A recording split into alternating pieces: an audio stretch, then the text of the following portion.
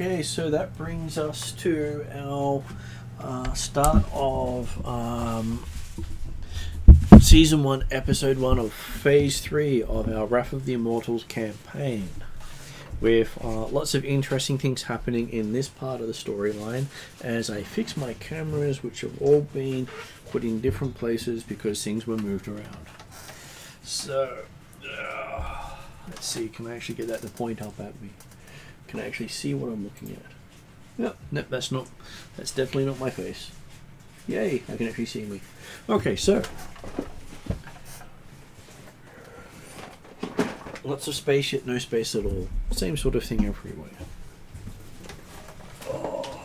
So tonight we are doing Wrath of the Immortals with the characters dealing with a war happening in Darken as part of their storyline. I will introduce players online and ask them to roll a d10 as part of their introduction for no particular reason. So we'll start off with Sue tonight.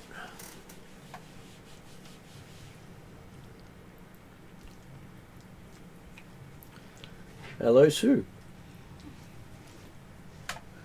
Sorry, I had to unmute myself. Hello, I'm playing Nick, a human ranger, who used to be a devotee of Kandu, but for her own safety, I guess, and advancement, she no longer talks about Kandu. Maybe to roll D10, you said? Yeah, d10. Okay, a D10. 9. You got 9. Okay. That will be interesting when I get to that point. Okay, so then that brings us to Ross. Yes, I play Yodri, the swashbuckling, lovable rogue who's now sporting a waxed moustache and wearing outlandish swashbuckling clothes and such. Schneider. And okay, now bring up the character sheet.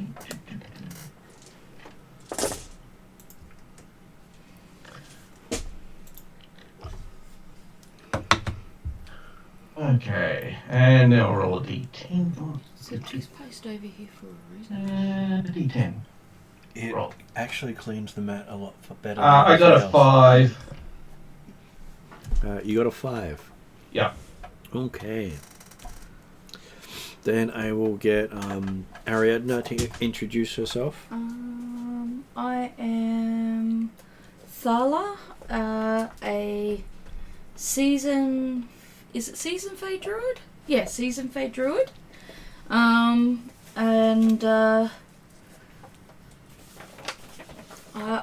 now actually sport a mask that looks very much like a white dragon, but it's got a few black scales on the horns and a couple of other bits. It reminds most of the party here of their good friend Calcrix. And that would be with good reason, because Calcrix sent me the scale so that I could construct the helm, so that in the coming war I can hopefully at least look as fearsome, if not be as fearsome, as my good friend. And on a d10? 2. No, 2. And does M have capacity to introduce herself? Just going to do the leader. I believe M will get back to us when she has capacity. Because all these things have an interesting aspect in the tale. So, I'll start off with Sue. So, in the time of war, War was declared on the first day of spring when the Master started invading the lands of Durrican further. On the 10th day of the month, Imni managed to catch the attention of the Master. What did Imni do to catch the attention? Oh, he's the one that started the war, is he? He's the one who is, what you've heard, is planning on eradicating all elves from existence. Oh, but I'm a human. Yeah, but you're still going to get affected by it. Okay. But how did I capture his attention? That's interesting. Yeah, Maybe it was because I was running around talking about Kandu all the time. So so you think Kamdu's the cause of the Master getting having an interest in you? Possibly, yes. That's the only thing I can think of. It can be absolutely anything you desire, which is where the option comes in. But talking about Kamdu will have interesting story repercussions. Yeah, that's why Ymir decided not to talk about Kamdu. Okay, can I think about it for a little bit? You can think about it for a little bit and come back to me. Okay, I will. I'm just noting down on my side so I can remember details.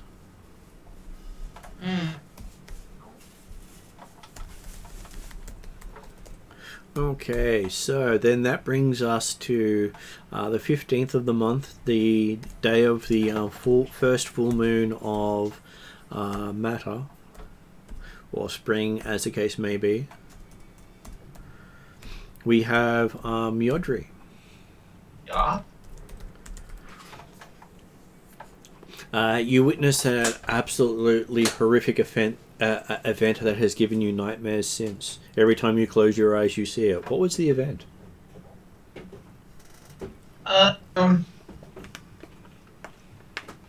Let's see.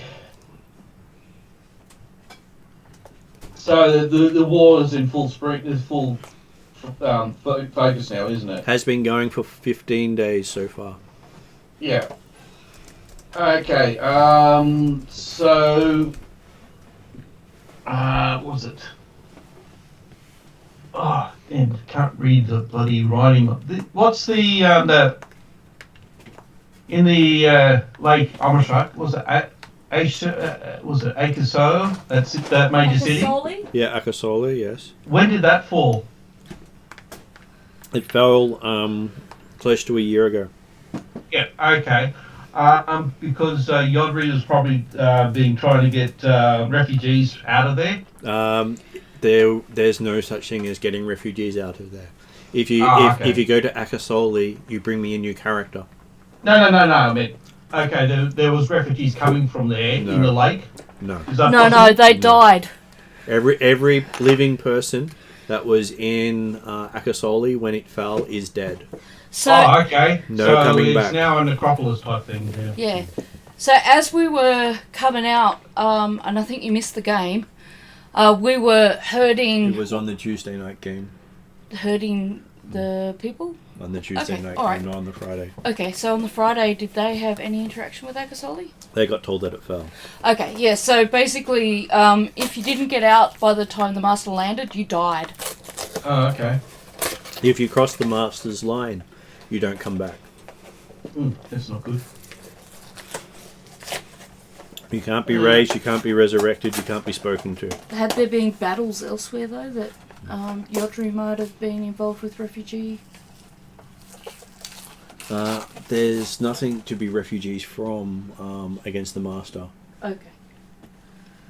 Not even the battles where we're taking... Well, what other wars are currently happening at the moment? Well, you've in this area. You've been in the front lines fighting the Master for at least 15 days. And on the 15th day, you witnessed a horror that you cannot forget. Okay. Is there, well, the there'll be small townships and things like that. No, not on this side. Okay. It's pretty devastating.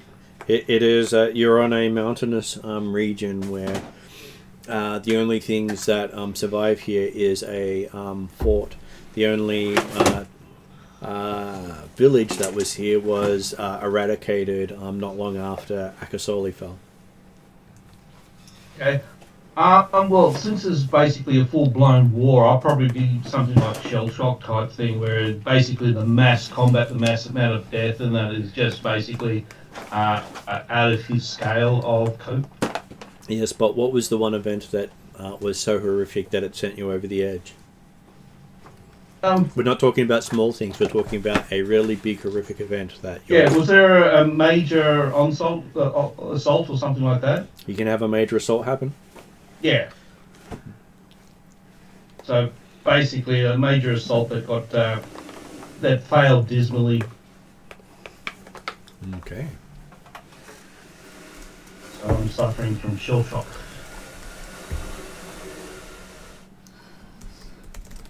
Sorry.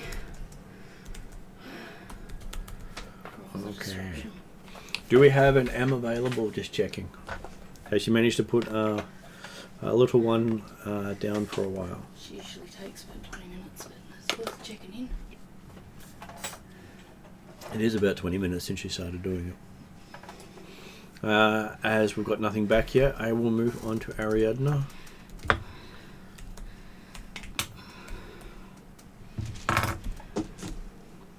Two days after the horrific event that Yodri faced, Thala had to deal with the loss of one of her followers. And how was it lost?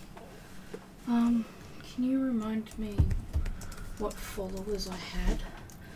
I had druids, didn't I? I believe you had druids.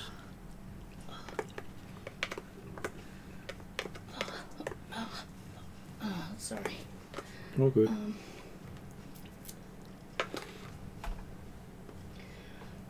Well, we're talking about that major event being a failed attempt to keep back the armies. Well, that would have been 2 days previously. Yeah. So, my druids would have been trying to help heal and trying to get people through. And occasionally also trying to hinder those armies, and she was on the front line and she did not recover from her wounds. Even though we managed to get her out, she ended up dying a very anguish, horrible sort of death. And because we're worried about the Master having so much undead, rather than honouring her body like we would have liked to, we ended up having to... is burning it to ashes really the safest way to stop an undead from rising? It is, but you have very little access to wood. So it would basically be magically cremating people. Well, then that would be something that would have to have been done, and not being able to honour her follower, who was bright, young, and enthusiastic to help and save people, and is now, unfortunately, lost to this brutal assault the Master is inflicting on us. Okay. Then I will check in again with M to see if she's managed to make it back to the microphone. And check in again a bit later when she actually makes it back. So, tying all that together. Can you tell me what Imni's thing was? How did she get the Master's attention? Okay. So I was going to ask Sue, did you have a concept now of how you'd like Imni to have gotten the Master's attention in a battlefield?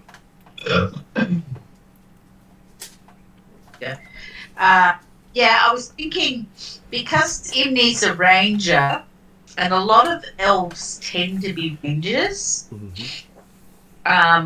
so I suspect Imni may have had many friends that were elves. Mm-hmm.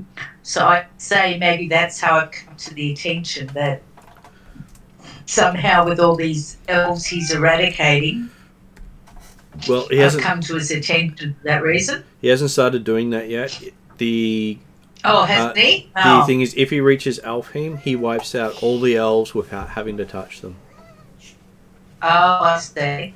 So every elf in the world would just kill over and die without knowing why. Oh, so is he a wizard or something? No, he'll become a god the moment he does so. Well, then how does he have so much power? Because he's questing to become a god. In achieving that effect, he completes his final task to become a god. And nobody can stop him? Well, that's what you're here for. That's what we're trying to do, but he is OP. Overpowered. And that's why he's such a threat. To put it in perspective of D&D 5th Ed for you, Sue, that makes him roughly level 36. Oh, okay. How? So how did I come to his attention? That's why the bringing to his attention wasn't a particular great thing to happen to your character. None of the dice rolls were good. What kind of things would draw the attention of something like this? Well, she was talking about spreading the news of Camdo being a thing. I can work with that if that's what Sue would like to do. But she's kind of stopped that though. She did, but I was saying that. I see. Yeah, but what Martin's implying is that before you stop doing that, that could have attracted the master's attention. So the lead up before you knew it wasn't a wise thing to do. And he's saying he could work with that being. But I can work with whatever she'd like to do. Yeah, it looked like she was looking for examples, so that's why I was... So, other examples could be she managed to take down a favoured minion. Yeah. Another one could have been... That was actually going to be my suggestion. She just happened to be using his name in vain. Yep.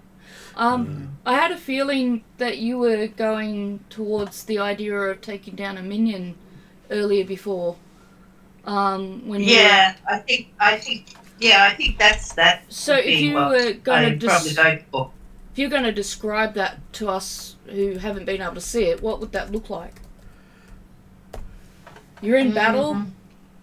You've had 10 days of fighting without relief. So it means we're all very tired, right? Yeah. You've been out of communication with the rest of Darrakan, and you've been fighting a non-stop war against what you believe to be the Master's strongest force. Whether it is or not, hard to tell.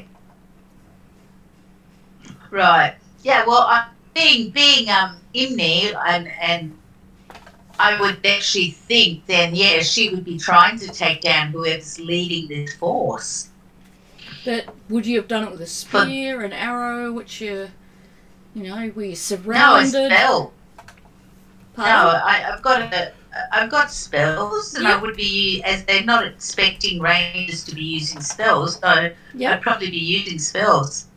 So what spell did you use? Sorry. What she said? Breaking up. She said, "What spell did you use?" I'm noting this for.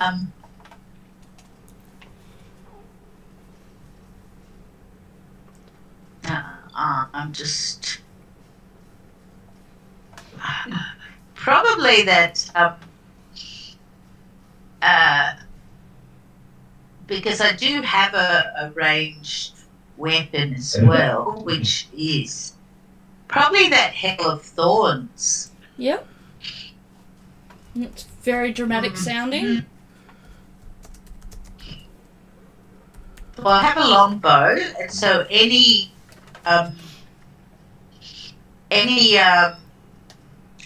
ammunition that hits someone when I cast a spell on my ammunition. Yep. When it hits someone, it delivers another. They have to make a dex save throw. Yeah. And if they don't, it delivers another D10 piercing damage. So you rained thorns down on him until he fell. No, it's part of the weapon. So Yeah. I rained arrows down on him, which then did that whole thing as well. Sorry, I used the wrong word. I meant arrows, not thorns. Yeah, but they do explode into a hell of thorns. It's hard to explain. Well, it hurts. Hurt badly, It hurts a lot. Yeah.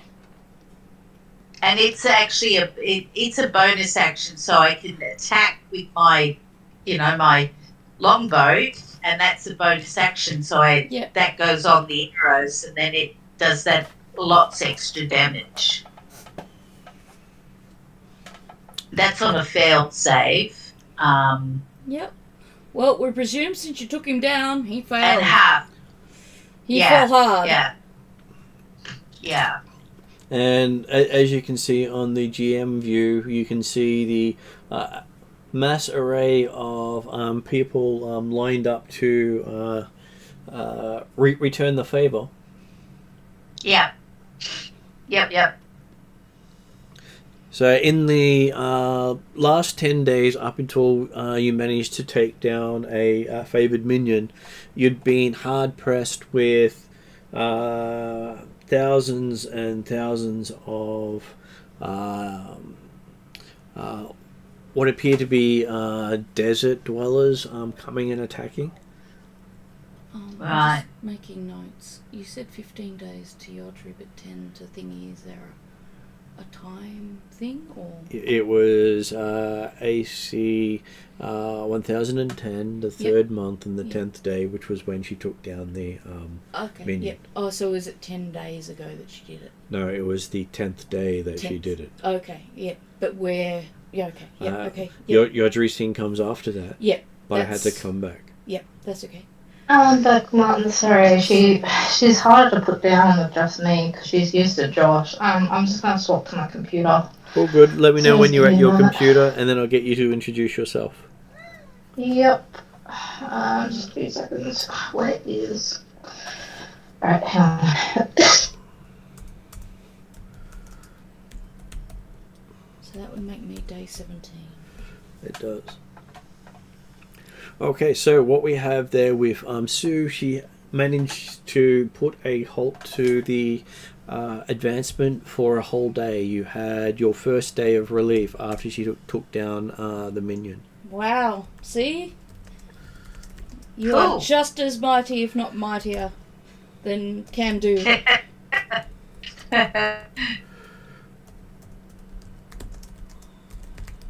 In a different way.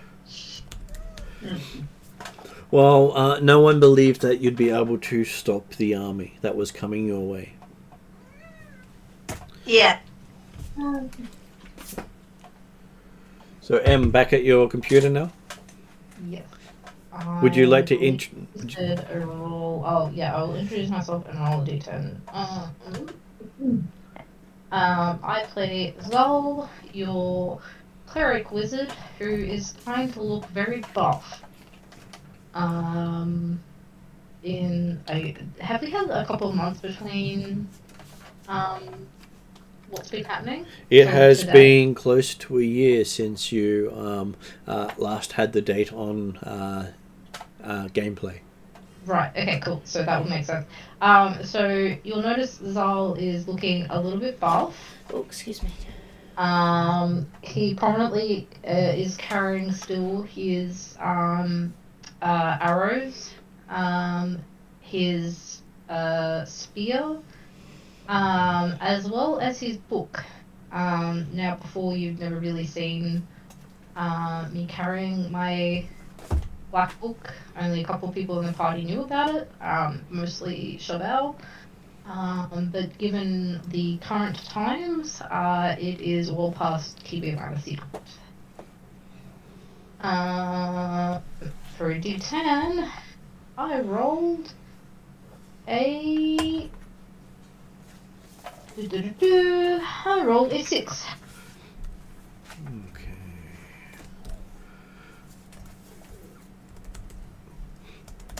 And as Josh is going to get here, did you want him to roll for himself, or did you want to roll for him?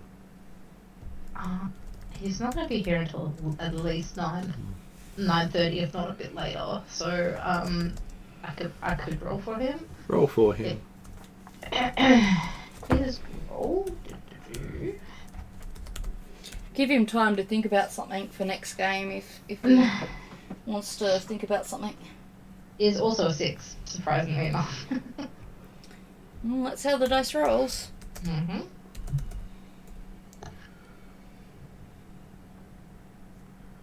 I did hear you talking before about cremating people with fire. We ended up using a spell. Yeah, as in with spells. I have 5 spells. So you're also using the knowledge from the Tuesday night group at that point. Sorry, I do get all good. stuff. No, I was just pointing out for that, but I haven't actually said there's been a lot of undead yet. So dealing with, we'll get to that at a point. I'll try to be better. All good. I was just pointing that out to you because I was sort of describing the armies you were facing earlier before we had to switch tab. Sorry, I'm really tired. I understand. Did you want to make yourself a coffee? I think that might make the situation worse, to be honest. Did you want a coffee? No. Okay. Do you want a tea? A tea, yeah. Yep.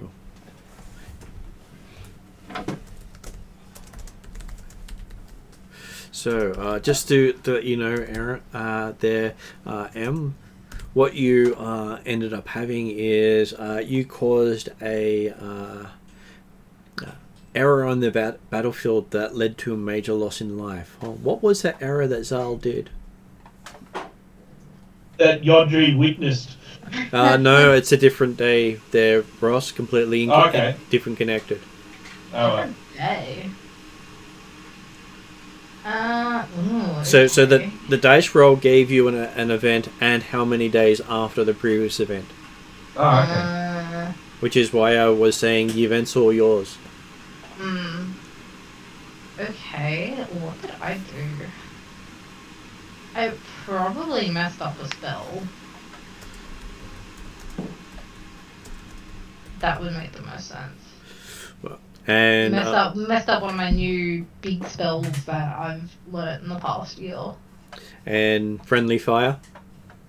Yeah. Unintentional, but if we're talking about bad things happening, then that's pretty catastrophic. And the amusing thing is, 6 days later, Chevelle does something very similar. So we are not used to large conflicts, apparently. Yeah. Well, I wrote down 10 options of bad things that can happen, which is why it was a D10 roll, and each one was horrible in its own way. So, recapping it all. It's kind of funny that we both have similar mess-ups.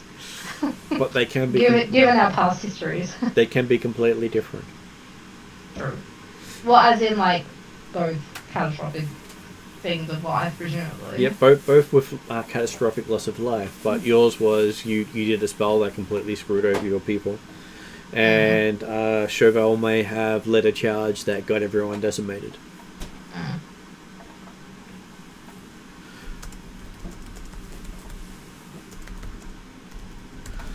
Okay, so that means that your characters overall, by the time I finish the description, will have been fighting for a full month. With the only 1 day off. Thanks to Imni. So on the 10th day of the month, Imni managed to take down one of the minions of the Master with one of her spells. And that gave you some relief. First time you've not waken up at first light to a approaching group of nomads just intent on killing you.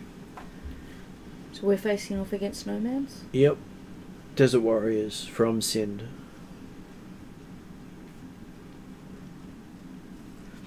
And as you fighting picked up again on the 14th, by the time you reach the 15th of the month is where you found out that most of the people who had fallen had joined the enemy's ranks, and you were fighting your own fellow soldiers. So that will be worked into Yodri's horrific event. That's when he discovered that he was fighting his friends and family.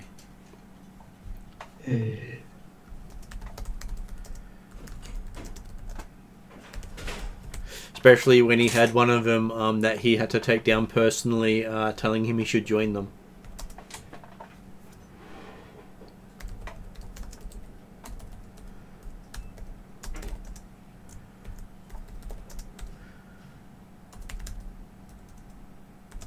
I'm sure that would have gone well for Yodri every night after that. Yep. As he wakes up with the words, join the master on his lips every morning.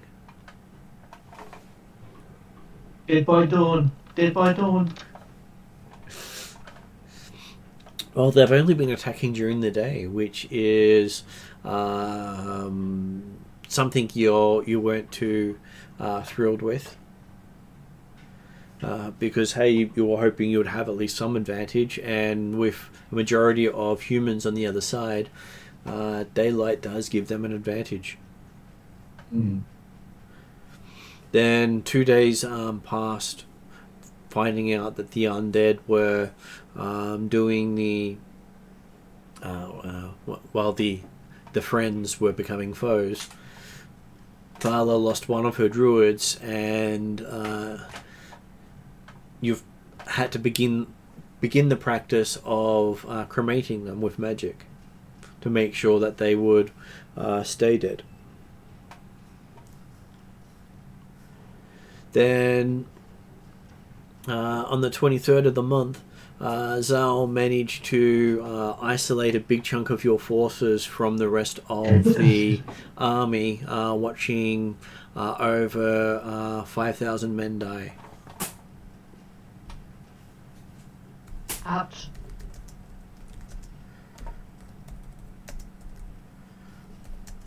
And then rise again to continue fighting against you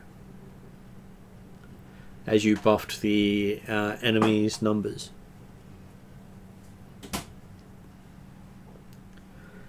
And on the first of the 4th month of the year, Chauvel led a charge to push back some of these undead, only to lose most of his horsemen in the charge itself, barely making it back to the lines with his own horse. So you've had 28 days of fighting with 1 day of relief to bring us up to date to where you are now. So, giving you some sort of context, you see before you an endless array of minions moving in formation, while beside you, after losing so many troops, you're down to a small number of physical soldiers, a small number of cavalry, and mainly archers.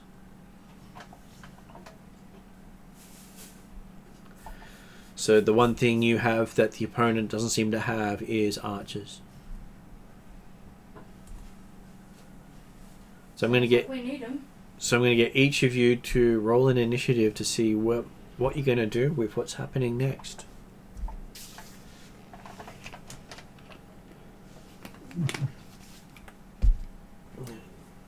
Just so you know, that is the array of forces you have on your side, which is roughly even at this stage. I don't think I've got any new stats for thingy. I've got a 5. So. A 5 will do. 5 plus your dex.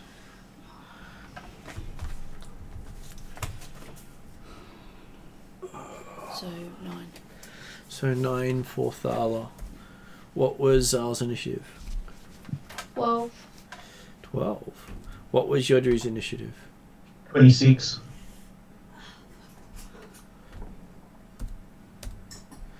What was Imni's initiative?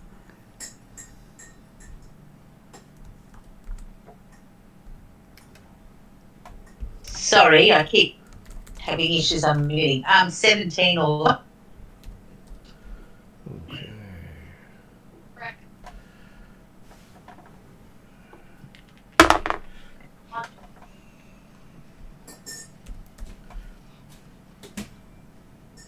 Okay, so out on the battlefield, I'm going to start with, where is Yodri on the battlefield?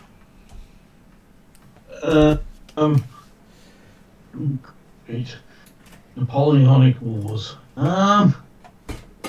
Hey, you actually get to make a difference, even though you're not just rank and file.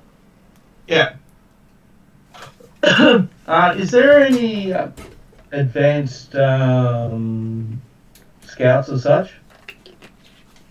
There are, but you've been you have the slight problem of a army is going along a mountain, the gap between the mountain and the lake. Okay, so this is the gap between the two mountains, is it? This is the northern side of the lake. Yeah. You're on the gap between the mountain and the lake itself. It grows and shrinks. You're at one of the shortest points. If you fall back too much further than you are now, you'll find yourself at the northern garrison of the lake. Okay. So which ones is the archers in that? The archers are at the back. You'll see a green and a gold rank at the back, and a gold rank just before the green rank. They're all archers. Yeah. Okay. Is there any magical support? Yes. You pull out a mirror and look at yourself.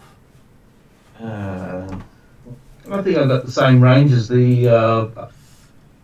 Because I've got 120 feet. So is that the same range as the longbows? It can roughly be the same range as the longbows. Actually, longbows can go a lot further. Longbows can go 600 to 700 feet. Oh, okay. Okay, not that long. Is there a crossbow regiment or anything like that? You do not have any crossbowmen with you at all. Okay. Though you do have a lot of contingent from Alfheim. Most of your archers are elves who blend magic and missiles. Okay, so they're doing magic missiles and things like that. I could still support them. I was also hoping to see if I can actually try to be a spotter to see if I can target any important generals from a distance with my spyglass. At least the druid spells, and we'll worry about some of the others after that. So what you do find that probably about 50 feet into their lines, everything just blurs. And you just see ranks and file just march out of that obscurement. You've never seen the full scale of the Master's forces. Sorry, Martin, I'll be back in a minute again. All good. So is that because of all the dust that they're kicking up, or is it actually magical? That is what you've learnt to be the line of death. Any of your team who cross that line, if they're alive when they cross it, they're not alive the moment they cross it. Lovely. Which is why very few people actually make it to the offices. Yep.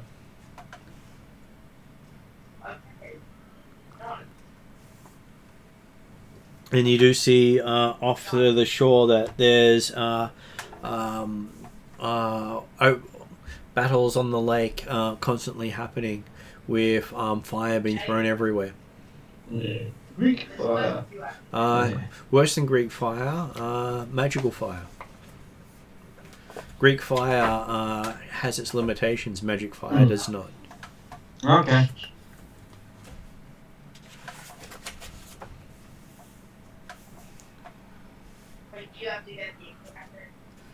I don't think I can use any spells from that one.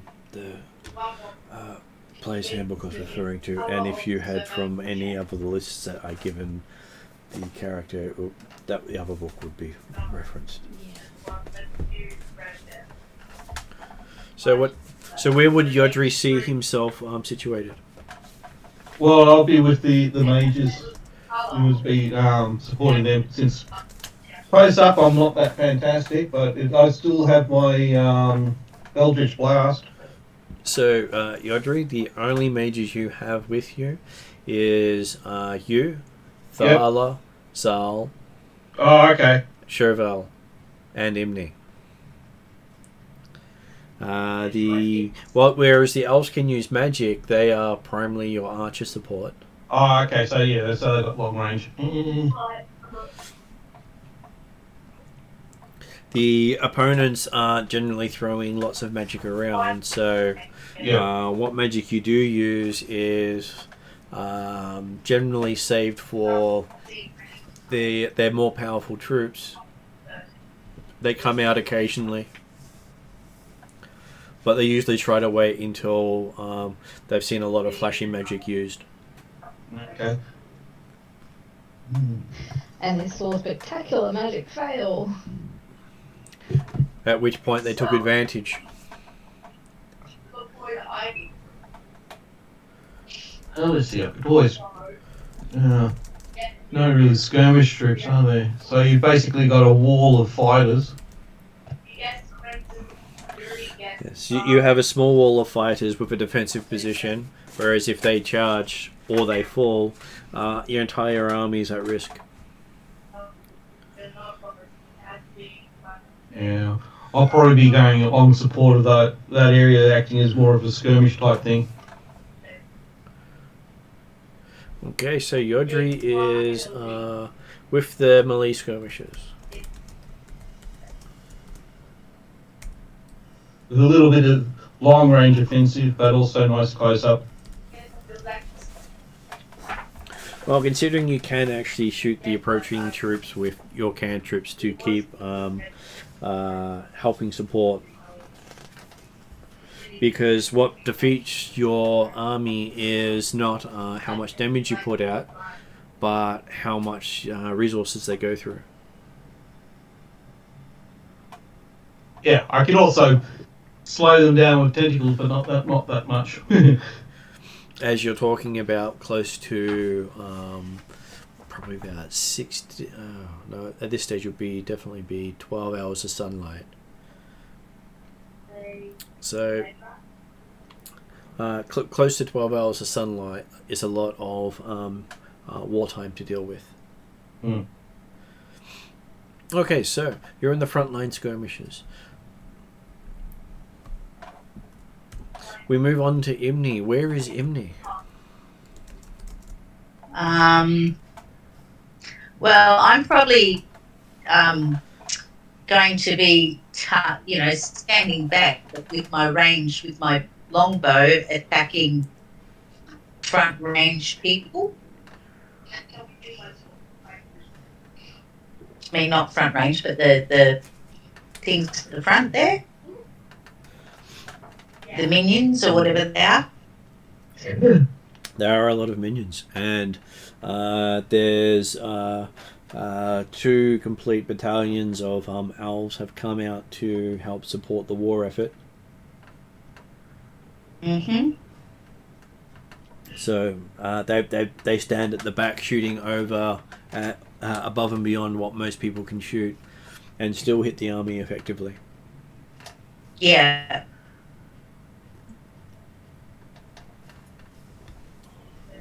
So there's a small number of humans in comparison to the elves, but the humans have had a major loss since they lost a big chunk of their number to a failed spell. That's Mm-hmm. the one that Zal did. That is correct. I was just going to check, what was the Zal had a spell go wrong and we lost a chunk of forces to that. Then we had the charge of the Light Brigade. Is that when Chauvel did the same roll? And that would have been just on this game day itself. So you're just recovering from seeing Chauvel lose most of your horsemen from the Darkin. Darkin aren't particularly known for their horsemen, but they are now down. Though I might actually Can we mute whoever's talking see in the if background? Sue, when she's not speaking, to mute, because we're getting a lot of your background noise there, Sue. Yes, sorry, it's my grandson. Oh, good, I understand. Okay, so we have Imni standing with the archers, providing support from there.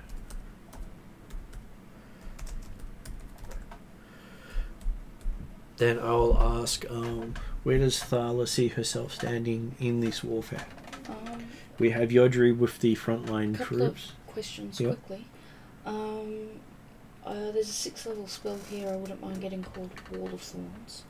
Mm-hmm. I would want to position myself so that I can cast it, having lost all the horses and things like that. Mm-hmm. So, if I'm allowed to have it, then I'd want to, if possible, be in range to cast it. It's 120 feet. Which means you could be most places on that battlefield. Okay, alright, so it's not going to matter too much. Not too much. In that case, I might keep myself next to the lake, because I could always turn into an aquatic animal if I need to escape. Do I need to place a person? No. No? Just Okay. noting down where people are saying. So probably where this bend comes out a bit in front of the forces.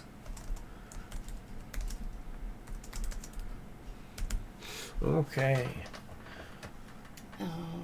Yeah, probably at that bend. And when Zal says where comes back, we will get from M where Zal is in relation to everything else. Would there be like a mid-range sort of section, or is it like you're either in the front lines? You've or lost the back lines? you've lost most of your skirmishers, so you've only got a small contingent of fighters. But you also got a small contingent of human archers. You can be between the human archers and the human fighters. Okay, I might do that because I'd try and swap my tactics into a little bit more of like sort of guerrilla warfare, like get in and out quickly, and with my smaller force that might be slightly easier to do. And given that I'll be using a mix of magic as well as my own arrows and my spear, if it happens to get into a more close range than I would like fighting. So it's kind of Zal's sort of now, or what I'm aiming to be, is sort of a bit of a mixed fighter, so to speak. So like I can be kind of where I need to be, depending on sort of what forces we're facing. So whether we need more long range support, he'll hang back and like help the archers, or try and shoot off some long range magic, or if we need sort of more like close quarters fighting, then sort of swap to that. Okay. Sorry, hopefully that makes sense. Makes a lot of sense. Struggling to talk because my throat is really quite sore at the moment, so... Well, maybe get yourself a nice honey tea if you've got one. Yeah, I might go make myself some honey and lemon to... So you can keep talking. I'm booked in my, like, third doctor's appointment to try and sort out what is happening because I'm still sick. Yeah. Yay. That's always fun to have to deal with. And my throat was feeling better earlier in the week, but it's now feels like it's on fire again. Sounds My like it's nose got is you less again. blocked up, but my throat just feels really on fire, so yay, fun. Have some super dupers. yeah. Too cold for super dupers. It was -2 this morning. For some people, Yeah, yes. Some people, someone, not me, had super dupers last night and probably again this morning, I think. But, you know, I've got nerve fire, so I'm not your average person. It is understandable. So, now I'm going over to Yodri. Yodri, you've just witnessed the Paladin's failed charge to push back the enemy. With the falling of most of the Ethengarians who had joined the war with you, who were messengers passing through Darrakan at the time. Seeing the fall of the entire regiment of horses was such a blow, but at the same time you find out that the owls have chosen to reinforce you after close to a month of battle. It's taken them a month to get to you after you started fighting the Master. You had probably a full battalion, and you're down to only about a company from that battalion. Yeah. So that's about 1,000 troops down to a couple of hundred.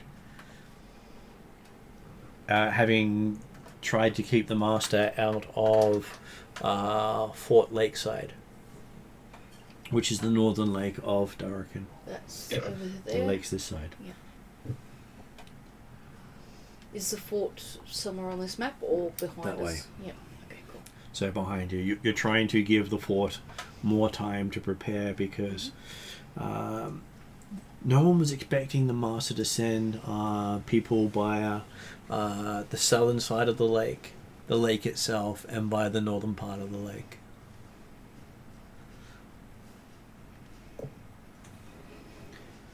So how does Yodri react? What does Yodri do? Seeing all the loss of life and the sudden appearance of the elves. Oh, the elves is a good thing. The sudden loss, not too good. And since things have started, you've not been able to communicate magically with anyone. No. So it's been 29 days since the war started, and communication was lost.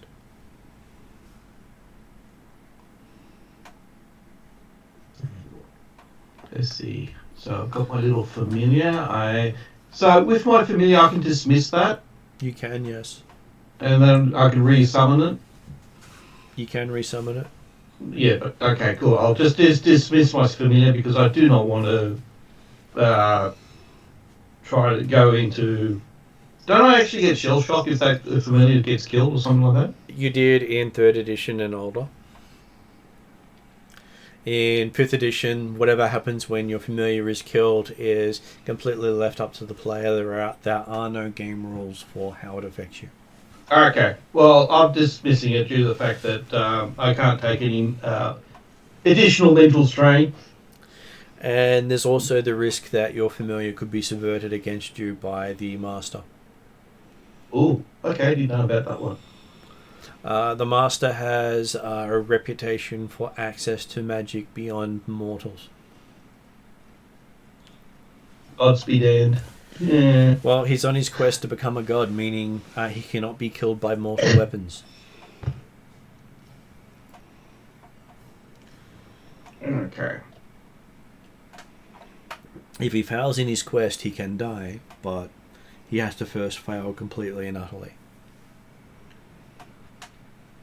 Sounds like this guy has a bloody glitch of It's some just sort. me. I was going to send a bunch of photos through, so just ignore. Well, I have mentioned to a few of the groups that there's something called questers, those who are attempting to become gods in their own right. There's always a bunch of them floating around. And a quester means that you are a massively powerful character with a huge backing and power base. Okay. And this guy has an army. Oh, armies. Well, an army is represented by more than a battalion. And so a army can be multiple battalions, and he could be sending them into different fronts. Yeah, we need a Hulk. You could use a Hulk. So what does Yodri do? Okay. Take a swig of my hip flask for some Dutch courage, since the curse has been lifted, correct? The curse has been lifted. Good. I didn't just want to poison myself just before the battle. That would be funny, though. And as you lift and take a swig from the flask, the little that black box that was given to Thala that you ended up carrying for some reason starts to crackle with life. Okay, is this the communication thing? Yes, the communication thing with all these buttons, switches, and dials on it that you were warned not to play with. I need to be drunk to play with it. Fortunately, at the moment, I'm the one who's got hold of it. I had just said that he's carrying it for some reason. He's carrying it, is it? Oh, okay. Okay. All right. Sorry. That's okay. So, where is our druid then? Because she's the one who knows how to work. That's weird. Druid playing around with magical items. Yep. So, I'll try to look around for where the druid is. The druid is outside your defensive lines near the lake. Okay. What is she doing over there? Because she can provide water, air, and fire support, as well as turn herself into a water creature as well. It's water, air, and darkness. Okay. You can also so provide if fire. I race with Inferno, how quickly could I get there, or would I get intercepted? Well, you'd have to push through your own lines to get there. Where's your tree? Your tree would be all the way over here. Oh. I'm in the others. Yeah. Yeah. I've seen her use this. I'll try to answer it. Okay, so as with level up, there is a skill called engineering. Did you end up picking up that skill? Yes, with my playing around with gnomes and that, because I am trying to see if I can get somehow some gnomish devices on ships. So. Okay, so yes. Give me an engineering check to see how well you can figure out how to use it. Okay, so that's just an intelligence roll? It is an actual engineering check. It isn't. It is a check if you have a skill an attribute you'd like to associate by how you use it. That's up to you. Otherwise, I could simply say intelligence is the base roll. I'll probably go for wisdom. Yes, but if possible. How do you justify wisdom is the thing you have to do if you're going to use anything but intelligence. Well, I'm basing it as similar to the way that medicine's based off wisdom. Yes, but medicine's no longer based off wisdom with level up. Oh, okay. None of the skills are particularly assigned to another skill. Oh, fair enough. But they can be generally said, unless you can word it in a different way, I can say this is the attribute you're using for this skill check at this time. And unless you can give me a reason why wisdom's better for Yodri, he'll be using intelligence. Well, charisma, because of luck. The world smiles upon me. No, I'll just have to go for intelligence. I can't really think of anything. Because intelligence represents the fact that you're remembering how someone else had done it. Yeah. Okay, let's just do a roll. Is there any rerolls available? There can be. Yeah, I'll use it. It was not a 1, but just as bad.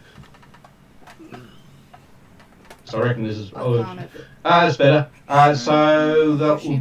You're not next to him. No, but I mean, like, in between the time we... So I rolled 11. I've got no bonuses to intelligence, but I am skilled in it, so what would that be? Skilled will add your proficiency to it. So that's 15 all up then. Okay. So, you have a small squeaky voice on the other side of the box, asking, saying, "Are you there, Dad?" Pilfrin. Pilfrin? Hello, Dad. Are you there?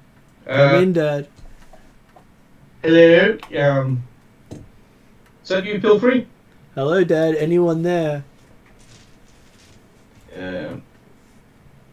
I suspect it works like a walkie-talkie. So Yeah. you might press a button or something. Yodri didn't figure it out. Oh, didn't he? Okay. Yeah. Okay. He managed to turn it on. All right, but he doesn't know to press the button. And then says, "I'll try again tomorrow, Dad." All right. Oh. We've got to last until I tomorrow. have to ask how this damn device works. Well, you managed to turn it on. Yeah. Well. Yeah. Me and technological devices only work if I'm drunk. Well, technically, you can get drunk now, though, right? Yeah, not in the middle of the battle. Yeah, no, I'm joking. And then he leads the forces off into the other direction. Charge! Yeah. Okay, Yeah. so... Hey, look, that's not exactly when you're facing these kind of forces, I don't think it's out of the realms that going in the other direction isn't the smart move. Well, he is amongst the fighters, keeping most of the enemy at bay. So if he leads them away, you're all doomed. I meant in a light-hearted, who would actually want to walk into a battle voluntarily. Okay, so Imni, standing with the archers, providing a lot of support. So the archers are these green guys at the back? So the green, the yellow, and the yellow in front of the green. Yep. So there's lots of archers. Oh, okay, yeah, they got archers, bows as well. So majority of your forces are archers. Yep. Because, well, range does outdo foot soldiers on more than one occasion. So you almost have a smaller, you believe you have a smaller force, but with archers you've been able to hold your own. As the master can't bring enough supplies with him to keep archers and other missile weapons going, you can get them delivered to you from the fort and from shore. Yep. So, Imni.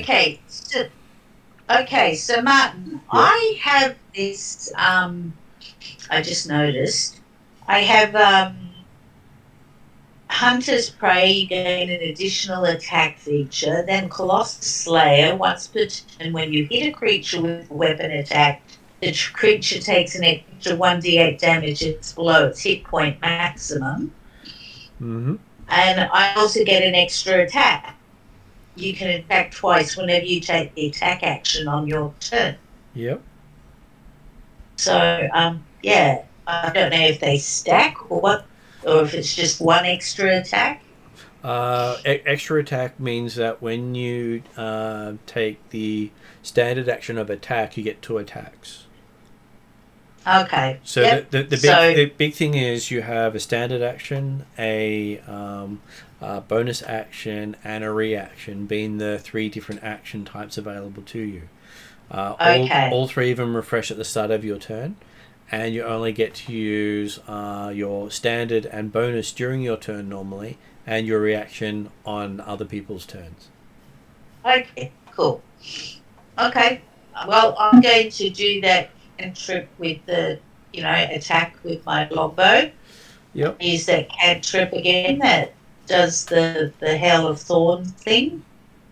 Yep, and not long into you firing off arrows into the enemy, you find that it's almost like a sheet of arrows start firing from behind you, as that's your first indication that the elves have joined the battle. Oh, cool. Up until then, you'd been doing a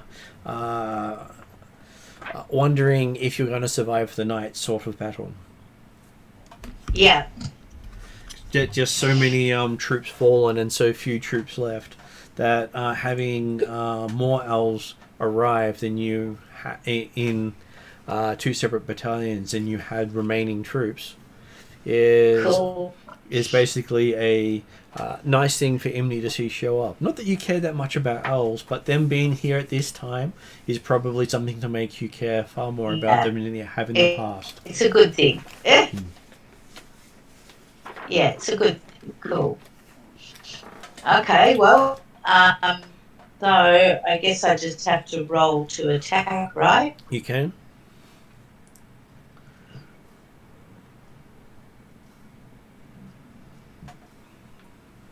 A 16. I rolled on the die. What do I add to my longbow? For a longbow, you add your the proficiency, which is 4, and then you add your dexterity modifier, which is +3. Okay, so that's 23. 23. So I think I hit. You'll definitely hit things that are fairly close to you. Because you've got 2 range increments on a bow. Unless you have a special ability, you're at disadvantage if you try to shoot them in the second increment.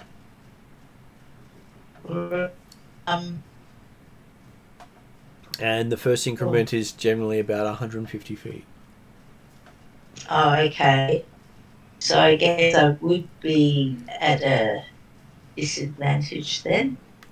There's always enemies that you can shoot coming in close. Okay, well, I'll just shoot one that's coming in close then. Because that's the least damaging ones. Though you do see the arrows that are being fired from behind you are arcing way over the battlefield. Which is great, because they'll start taking ones behind and I can deal with the ones coming in closer. Cool. Okay, so I guess I've hit one. And it deals 1d. So just for your benefit here, Sue, the ones that you're hitting in the front, the minions will be 1 hit, 1 kill, even if you roll minimum damage. Oh, okay. Well, cool. Okay, so I've hit one and I've killed one then, I guess. And you'd most likely have fired twice because you get to do so with your extra attack class feature. Yep. Okay, so I've done 2 there. Cool. Okay. Okay. So then we move ourselves over to Zal. You also see the rain of arrows going overhead, so much so that it does darken the ground around you with the sheer number of arrows in the air. Zal is very impressed and very thankful. And it's also, you've never seen precision firing on that scale, ever. Well, we haven't seen anything like this ever before, so I probably have a suspended sort of disbelief. But I'm still very impressed. Well, normally in horseback and the sort of battles you've fought, even against the Haldanic Knights, the arrows are sort of going all over the place in the battlefield, picking out individual targets, where these arrows are almost like going in a straight line, hitting ranks directly in front of them. And arrows not hitting each other. So with the sheer number of arrows in flight, you would have expected it to be a lot more chaotic than it was. Very impressive. So think some of the things like the Crouching Tiger, Hidden Dragon, arrow flights that they're doing in there.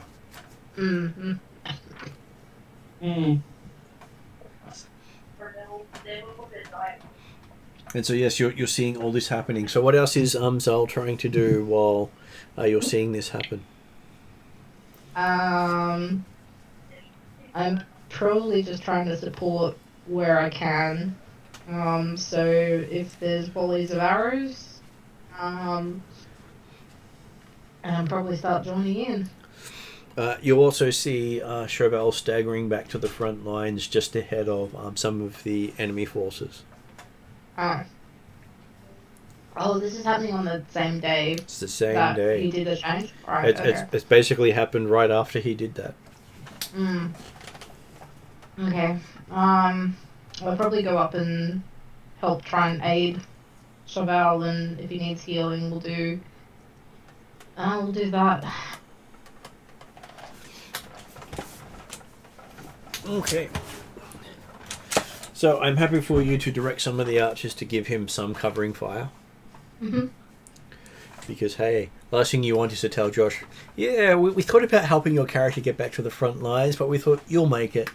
You'll do. You're a paladin, right?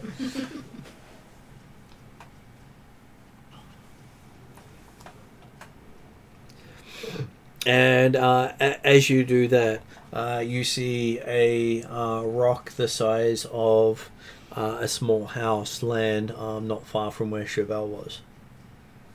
Ouch. Letting you know that someone has brought siege equipment on the other side, almost into your range. I will probably try and direct a somewhat retreat, or at least moving of the front line a little bit. Well, you do know that if you retreat from where you are now, the gap between the lake and the mountains increases. And the amount of forces that the Master has sent your way could probably easily overwhelm you. Right. Then make it known as much as possible that siege weapons are in play. Mm-hmm. What are you looking for? So And try and send messages. It's because I was thinking about doing Giant Eagle. Mm-hmm. But I can't find. That's not it. That's Calcrix. Yeah, sorry, You take care of that. I was trying to see if I had it sitting around there. It's not in the bedroom, and I've checked. I think it's ended up getting absorbed in this area. Yeah. Yeah, because it was on top of my books, and yeah, it's okay. That's just the Chaos. chaos of this place. Well, I was starting to clean it up, so hopefully I can finish. Okay.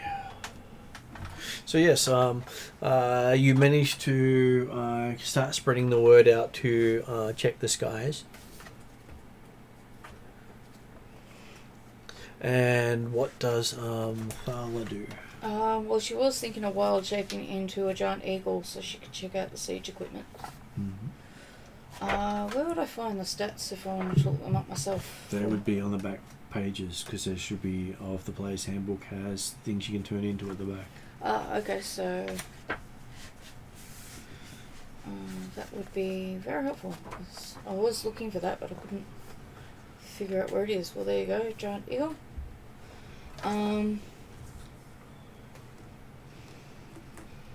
Mostly I want to see, my flight is 80 foot. What's the distance from here to, I'm guessing that's the siege equipment? Well, I'm going to put each of those squares down at about 20 feet. Okay. So that's quite a long, would it take me a long Take you a few rounds to fly there. fly there? But you do think that somewhere around here is where the barrier starts, that when things cross it, they end up dying. Oh, I see. So he may be firing through the barrier. Okay. Because he doesn't fight fair. Well, why would you fight fair? Just like, how tall did that go? I don't think it goes very tall. Only 10 feet. What would slow people down? If I do a wall of thorns to slow down the advancement. How long does it last for? Oh, it's only 60 feet as well, and you've made them 20 feet long. Mm-hmm. See, I thought they were going to be 5 feet. It lasts 10 minutes. Concentration up to 10 minutes. Mm-hmm. You create a wall of tough, pliable tangle brush. You choose to make the wall up to 60 feet long, 10 feet high, and 5 feet thick, or you can make a circle. So it's kind of like the Call Lightning and the Wall of Fire and all those other ones.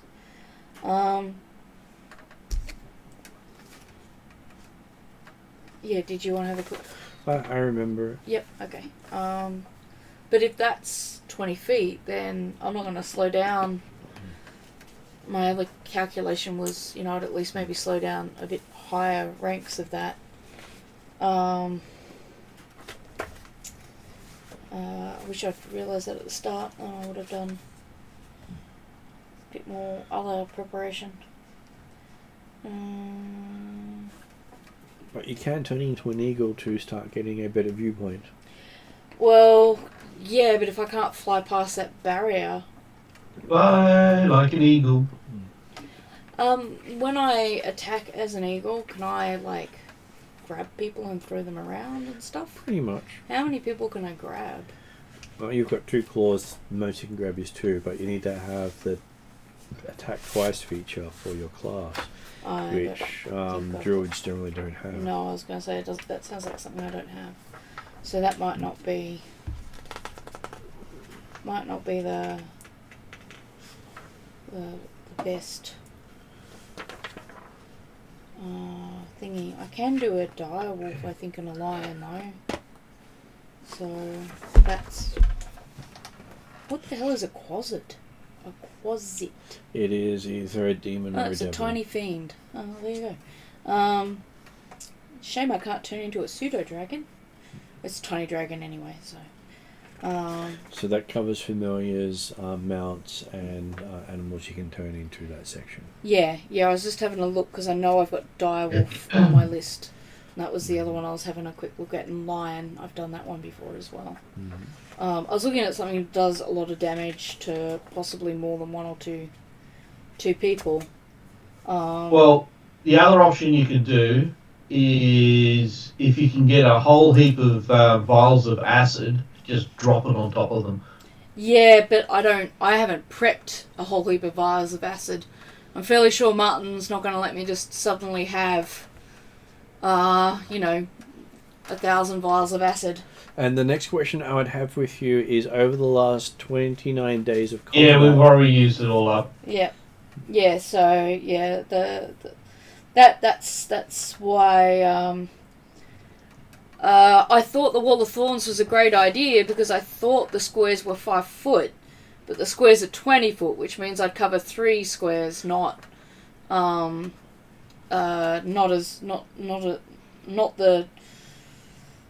12 odd squares I thought I would cover. Well, each miniature there would most likely represent 5 to 10 people. Would be 10 people on the master side and 5 on your side. Yeah, might be good to start with those details. Mm-hmm. Because I fall into the trap of thinking 1 equals 1 instead of 1 equals... Mm-hmm. Did you say 5 to each side? Well, 5 on your side and 10 on the master's side. 10 on their side, so that's quite a lot. So their forces are at least twice your size.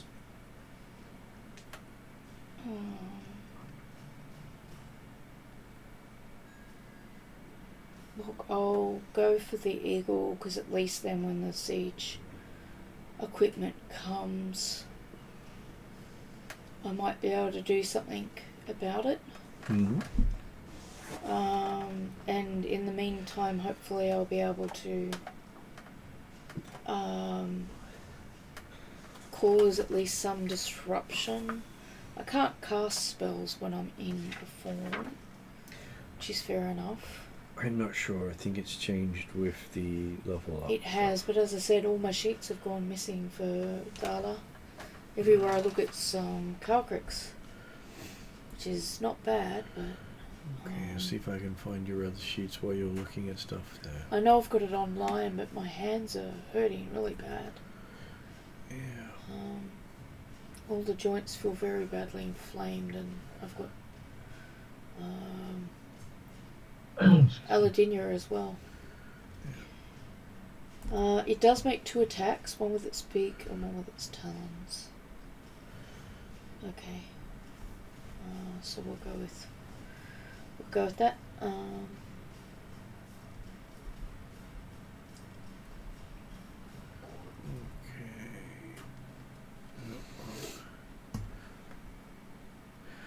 The printer's been turned off. Bugger. Do you want me to turn it back on? I can't print from here because the printer has been turned off before the computer was turned on. Yeah, it's finicky. It only works if I've restarted my computer. Yeah, it's a pain in the butt. This one might be able to do it. Do you want me to turn the printer on? Yes, please. Although I may have to restart this computer for it to work. Look, don't. I could just use Core Lightning, which is my other standard. Oh, you're asking for your sheet because you can't find it. Least I can do is get it printed.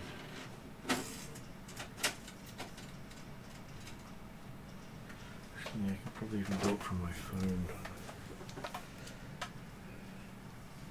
So, while Sala's doing about stuff, I'll go back to Yodri and see what Yodri would like to do next. Okay. Because there are going to be a lot of stuff happening. So is the paladin actually being attacked, or is he just he's just been retreating? He is being attacked as he's retreating because everyone does know he's a paladin. Okay. Is the people attacking him, are they within 120 feet of me? Can be. Yeah. So I'll basically give him covering fire with Eldritch Blast, so I can take three out at a time. Mm-hmm. Good old Eki Thump? Is that what that is? It is along those lines. Oh, okay. Not quite the same thing. Well, Eki Thump is the Shadowrun one. Ah, right. I see. Yeah, Eki Thump's not ranged.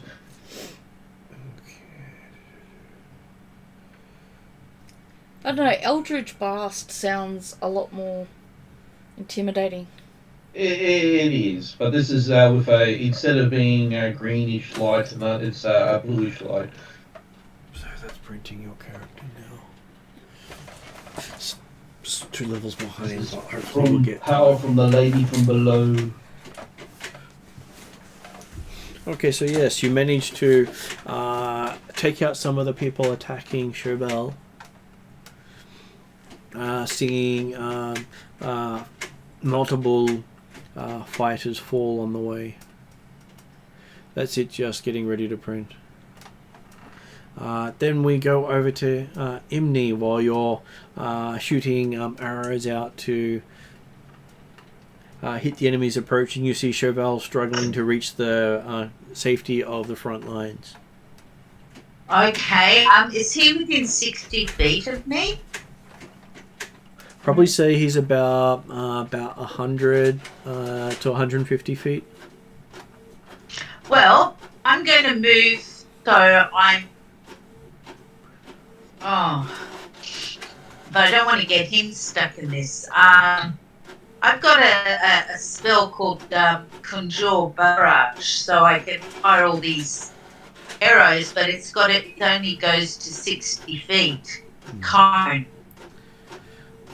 It's a good spell to get those who are in the middle of charging you. Yeah, okay, well, I'll keep it then. As you said, the same with the arrows, they're not going to hit. I want to do something to give some more protection to Chauvel. Okay, you can shoot those who are running at her with swords. Yeah, okay, I'll do that. Okay, I'll just quickly have a look at my printer to see what's going on. Okay. Is there any way I can cast magic, or is this going in I can't do I said I think the black ink's not working. I've got red writing. Then I've got a couple blank pages and I've got this magic one. Sorry, I'll go. Don't worry about it. I'll Okay, so sorry, Em, I missed some of that with the trying to figure out what's wrong with my printer. Oh no, that's okay. I realised when I started talking that you stepped away and I was being dumb because I'm also tired. Is this going in initiative order? It is currently going in initiative order. Okay, that answers my question. I won't be able to do anything. Ignore me. All good. So I'm going to do that of thorns on, one's closest to Chauvel and then the next one. Yep. And take them out. Give me Like 2 attack before. rolls. Sorry? Give me 2 attack rolls then, please. 2 attack rolls, so you do. Oh, come on.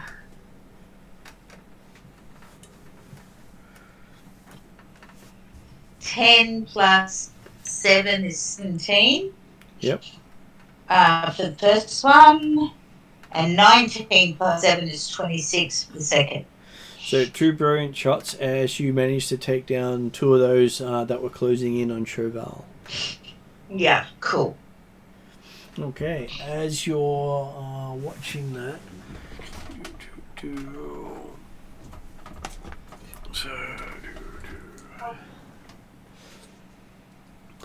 you see what appears to be a were creature come out of the lines, charging down Chauvel. Can I change into my eagle at level using my level 9 stats? Yes. Because I've got one up here. Is my action being held? You were deciding between spell and changing form. I thought you were going to change form. Yep.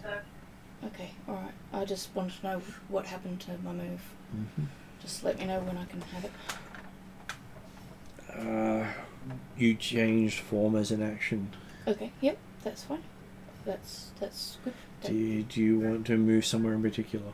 No, I'll probably change direction to head towards Chauvel, but obviously not until it's my turn next. Okay.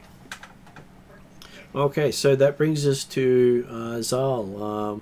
As you've been shooting to save Chauvel, you see what appears to be a rather horrific-looking werewolf come charging down Chauvel in the battlefield itself. What the...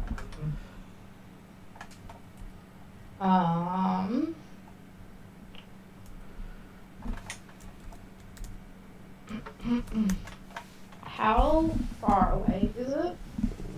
It is about... Well, Chauvel would be from you, because you're closer than Imni was. About, let's say, 80 feet from you, Chauvel is, and the creature's about 120 feet. Okay.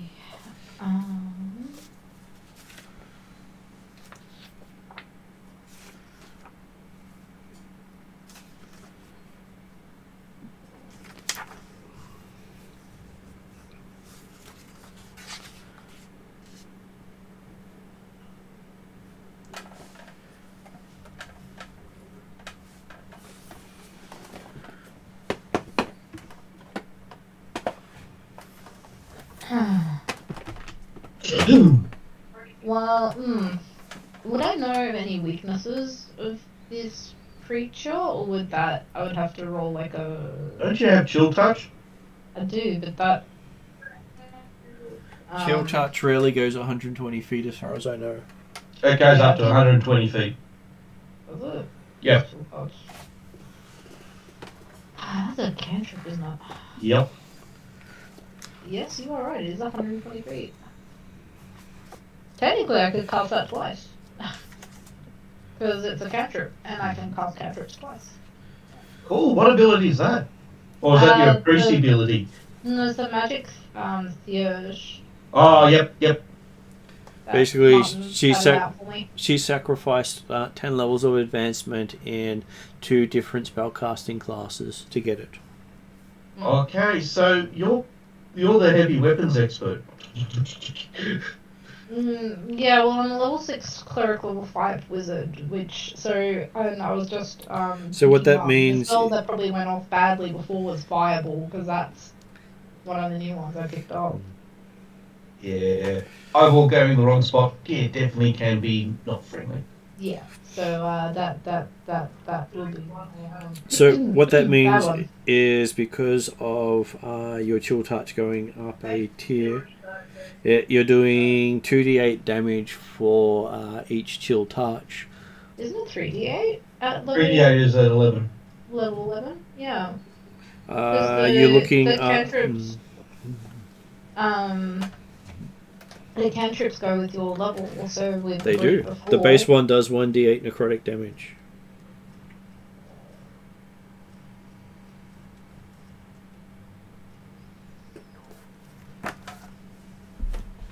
Let me just have a look at what I've got on the side for it if I've moved it across. So it should be doing 3d8 necrotic damage at level 11. Yeah. Sorry, level 11. Yes, I forgot it was level 11. I keep thinking... well, actually, it's only level 11 if you were a 11th level caster. You are a 6th level caster, so it is 2d8.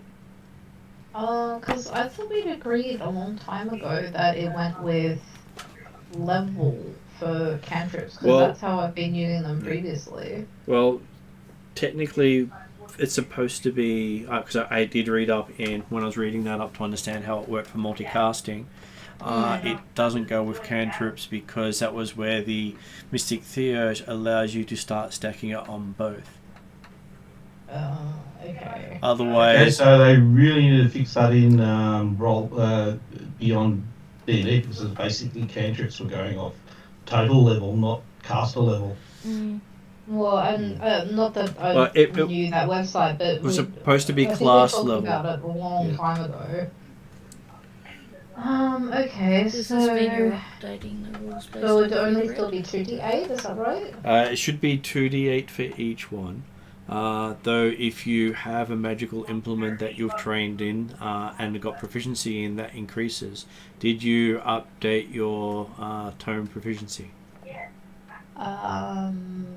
Yes, because I now have my tome out on show. What rank is your tome proficiency? That is a good question. I wasn't sure how to apply that, and I forgot to ask that as a question. It's the same as it uses the same rules as weapon proficiency. So you could have bumped a tome up to expert. Then I probably would have done it up to expert then, yeah. Which means that each spell would be doing 5d8. Ow. Okay. Is that good or bad? That is pretty good. Though if you were doing the single casting of the cantrip and you had, say, the holy symbol proficiency as well, your single spell would then be doing 8d8. But that's only if you only cast one spell in the round. But if she's casting 2, she's doing 2 lots of 5d8. Yes. So, yeah, I was right. You are the heavy weapons expert. And you can change the damage type from necrotic to... Radiant? No, that's not what I was saying. To one of the types she has as her element. As in like air, darkness, or earth? Yes, which does not include radiant. Oh, okay. I thought you did have radiant. No, I do not. Radiant I is fire. I have spells that cast radiant damage, but I... Oh, that's what I was getting confused of, yeah. And also the paladin, I'm pretty sure, has a smite thing that does radiant damage as well. Yeah, we ended up... I'm not sure if you remember talking about when the proficiency rules were put in for the implements. That was when we decided that we didn't need to have the... all your classes stacked for cantrips, and it being just your proficiency with a class is what you get. Your levels with a class. Right. Okay, that makes more sense. It makes the amount of damage you do within reason. Yeah. Otherwise, you will be casting as a 40th level caster at 20th level. You can suddenly see where it didn't make sense anymore. Yeah. So it kind of made sense previously, but maybe we must have misunderstood or good. misread them. I think that was within the last 6 months, so it may have been missed. Yeah, no, we had this running conversation a long time ago. It would have been close to a year and a half ago. Probably. So yes, you can see that the big ware has come out. You do know that if you hit it with a non-magical weapon, it will have no effect. Yeah, just give me 2 seconds, Mom. Sorry, All good. Generating again.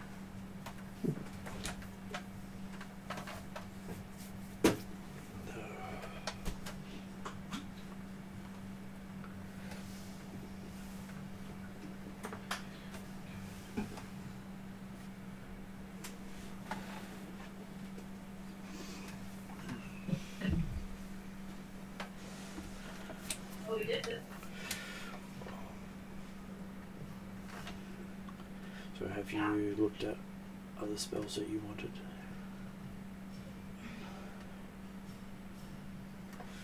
Okay.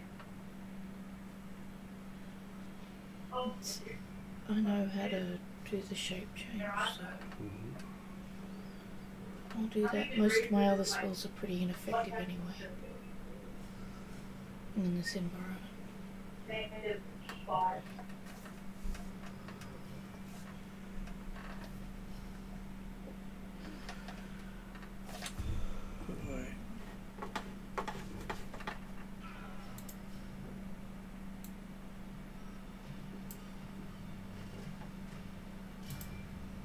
I'm giving some background music while we wait. Because Emmy needs to do her role. Well, I believe she was going to tell me what she was doing. Okay, so that means I'll have to do some tome specializations as well. Quite possibly, or you could have hat, holy symbol, rod, staff, wand, and other things like that. I don't understand. There's some specialization. There's some weapon proficiencies that increase your ability to do damage with a cantrip. Oh, I see. Yeah. So instead of relying totally on class level, I've given another way of them buffing their round attack spells, so that they and fighters can be effective for most of the day without having to worry about using their one use only abilities. Okay. Which is great for a warfare situation. Okay, so while we're waiting for M, we'll have Ariadna turn herself into a eagle, I believe. And I just happen to have a eagle piece.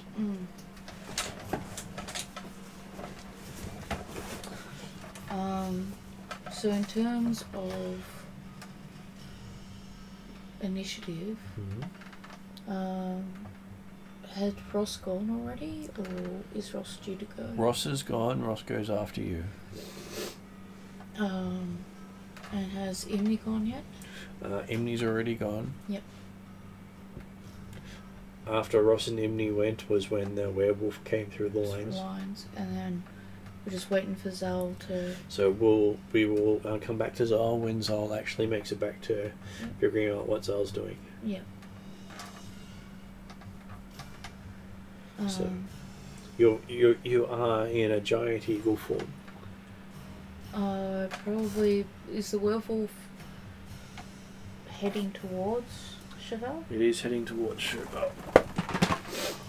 Am I able to try to grapple the werewolf? You can.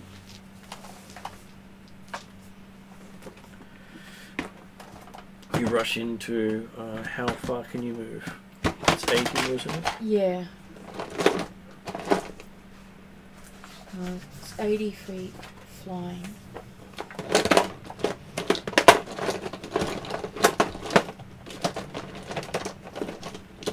Sorry, Martin, she'd catapulted her dummy across her room, so she was standing up and agitated. That's okay. I was just had you paused for a slight second while we had Ariadna fly across to try to save the day. Don't think we'll be saving the day just yet.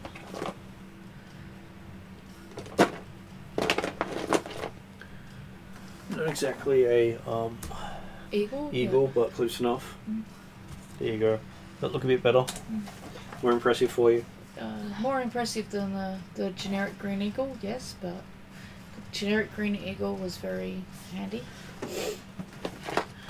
They could have done a hippogriff. Yeah, no, not quite well, I can actually change into a hippogriff. But, I don't know why I didn't think of that, actually. I guess, oh no, don't have to put this on here. Good thing I didn't try to do that. I thought I did have a hippogriff on here. Manticore also not. No, that's definitely not on there. If I can turn into one of those, let me know also.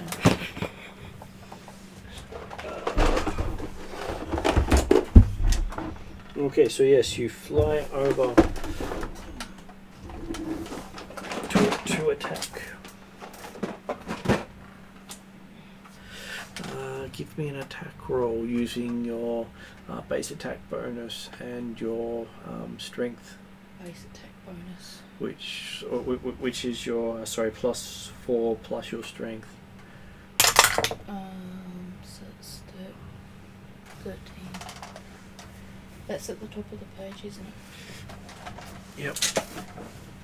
Sorry, what did you just say? Strength. +2, so 15. But you said something else. +4 for your proficiency on it. Yeah.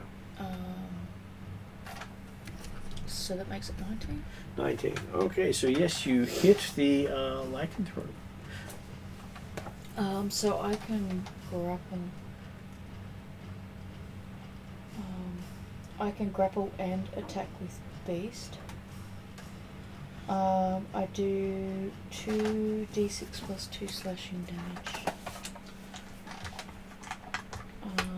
When I grapple him. So, well, that's 4 because I rolled 2 ones. It happens. And then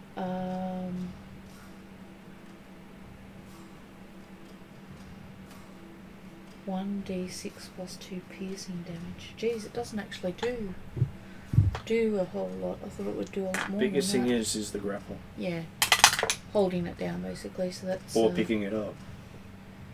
I don't know. Can I pick it up? Yes. Oh. It is smaller than you. You're a large-sized creature. Oh, okay. Well. So that's Yeah, you could dump it in the water and drown it. Can I do that? Technically, yes. Can I do that instead? Well, you do the damage as your claws dig in. Yeah. Alright, so that was 4 for the grapple. Mm-hmm. And then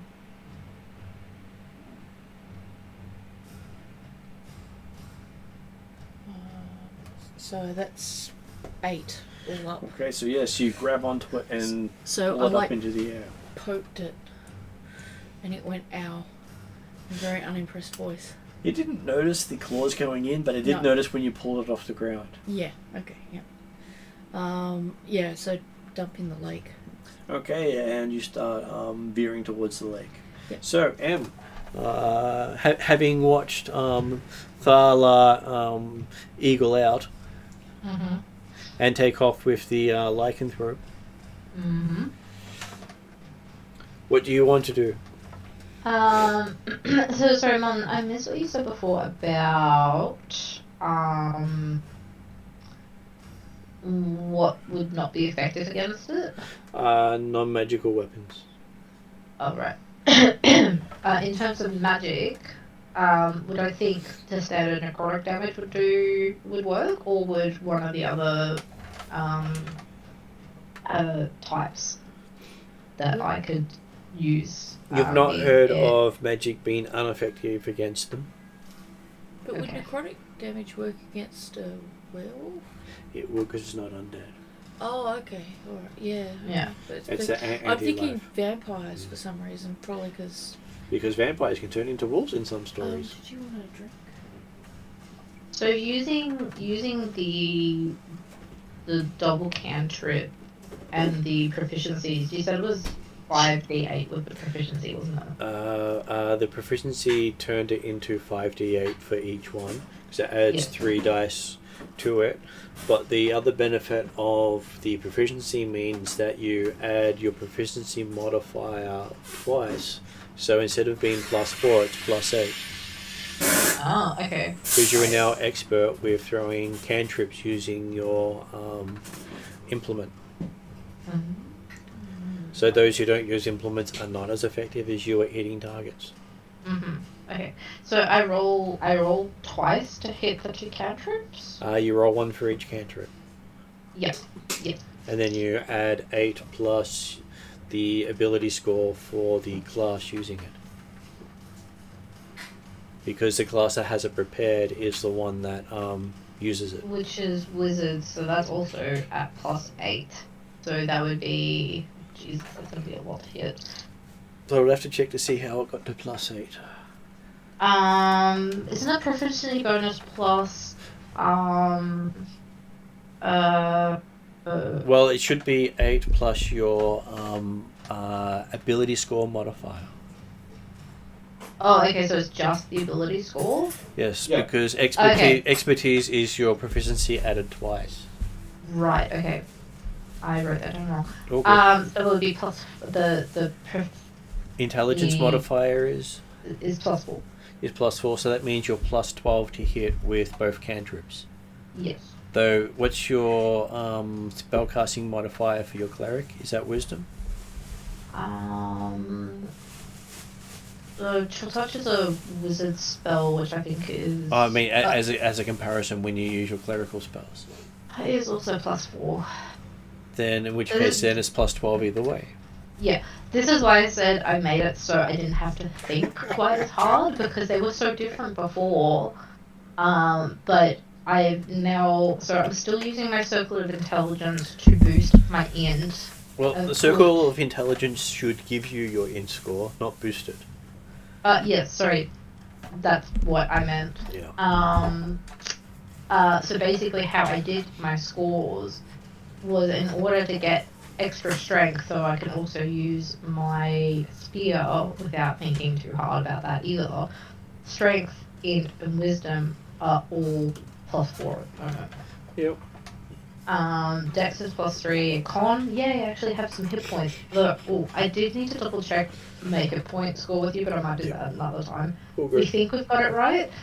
But yeah, so that's how I tried to kind of balance all that out, so I didn't have to think too hard, and that my spells, my spear, and the only one that's different is if I have to use a dex thing, which is +3. Well, as an example, if you look at the classes and fight a bit there, I made it so you don't have to think what your hit points are anymore. So you can just look at it and go, I'm a level 10 fighter. I've either got 64 or 60 hit points, depending on if my first level is fighter, then it's 64. Otherwise, it's 60. And then how much you multiply your con by and what your hit dice you get added. So I'm putting Okay, that- we went by the book and by how I split my class, so I might have to sort that out at a later date, but that's fine. But it's so when you look at what levels you've got of each class, how many Yeah. hit points you should have of that level of that class. That's what I'm putting in there. Oh yeah, right. Okay. Yep. Because Wizard will be getting the lower score of the two when I put Wizard in there, because it's not your first class. Whereas Cleric will get the higher of the two numbers. There's only a difference of 2 to about 6 in the score at the most. Because that's the difference of first level to second level. Okay, I'll have to go double check that and then make sure that I've done it right, because we probably haven't in that case. Well, I've tried to simplify things so it's less thinking.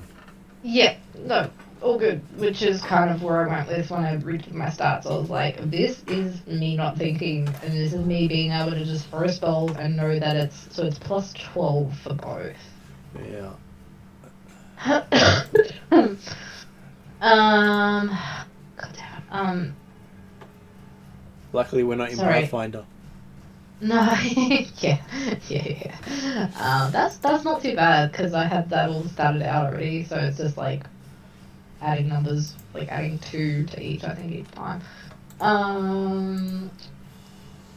rolls. I did my rolls. I am now trying to think because my brain is not working.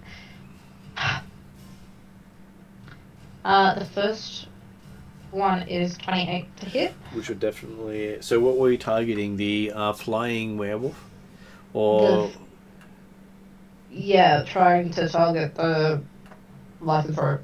okay, so that's a hit. Yeah, the Arana's character picked up. Sorry, I'm struggling a little bit to talk.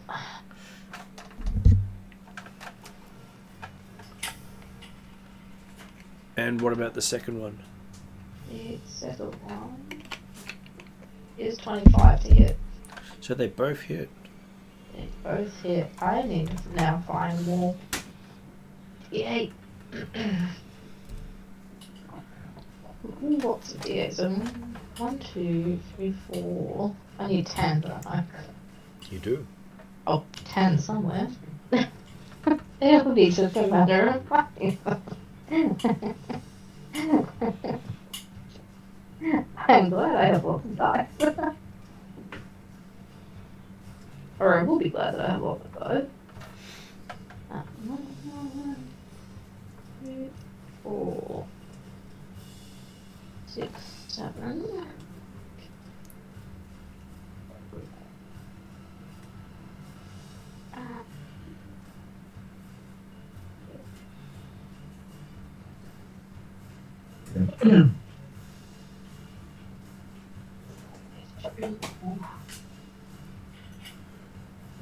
Sorry, I should have been doing that while I was talking, but That is fine. I was trying to also not choke. Which is more important than talking and adding. Yeah. You can always re-add. You can't unchoke. That is very true. And I might have to go make myself sporty and have to do that.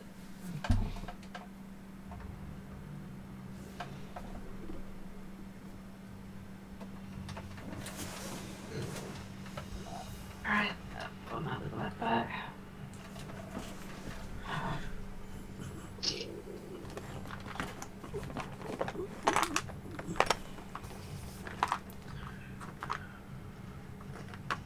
Alright, there we go.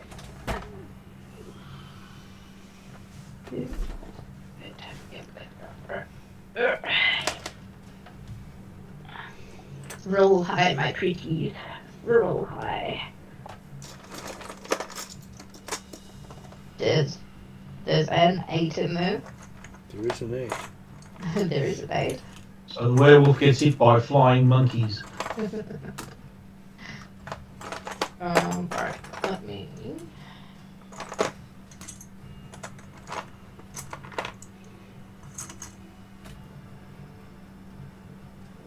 I feel like there should be a Wizard of Oz reference there. I can't think of any. That will be 42 necrotic damage. 42 necrotic. Yes. Okay, well, that has taken it to what's called bloodied. Bloodied. Because that means you've done more than half damage to it. Oh, wow. Nice. So, bloodied is a term from other editions of the game. Mm. And it's nice to know you can actually achieve it with a single blow. Means you did. Say single blow. That's a pretty good shot. Single blow a cantrip, no less, which is pretty amazing. It's much better than the 8 damage I did. Hmm. Well, you grappled it, so that probably gave me, not flanking bonus so much, but lowered its AC. It did. It made it easier to attack. Okay, so having hit that with your spell, that actually did a massive amount of damage to it. Which then brings us to Yodri. What is Yodri doing? Okay, so the werewolf has gone offline. Literally. Okay, so he was a little bit out of range for me to cast spells at. He should be within range for you to cast spells at.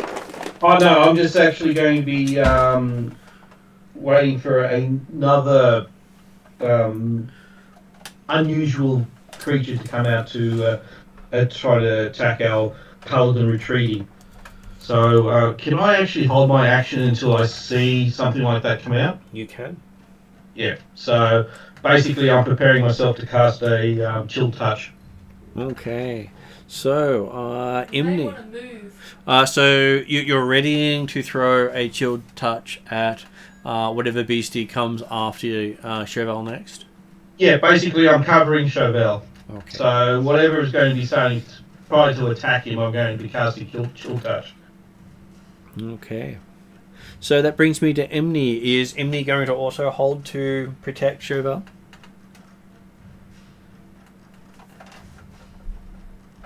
She might be on mute.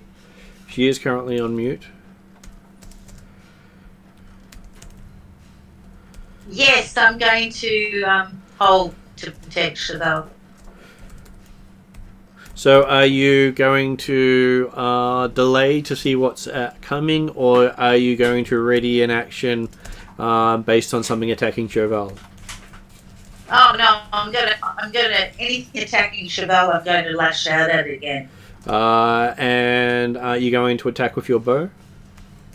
Yeah. So with this one, you won't be able to do the bonus action to help you with it. You'll just be doing straight attack. Okay. Sure. So the difference between ready and delay is delay gives you a full round of actions.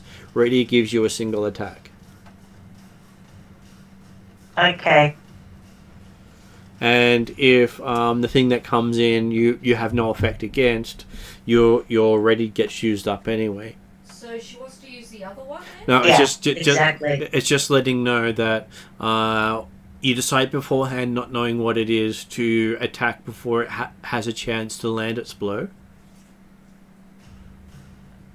Which means you protect Chauvel. The other one is it's come in and it's landed the blow. You then get to decide how you're going to react, knowing what it is that landed the blow. I want to attack it before it attacks Chauvel. Okay. So Actually, you know what? yep. I do have this other action. How far away is Chauvel from me? I would say Chauvel is about from where you are about 120 feet because you were further away. Okay. Well, then I guess that's not going to work. Okay. Well, I'll just do what I'm doing and attack anything that's coming towards him. Okay. Her. I mean. Okay, so I'll have that as Chauvel trying to make it to your lines. Okay, so then it becomes the Master's turn. Uh-oh.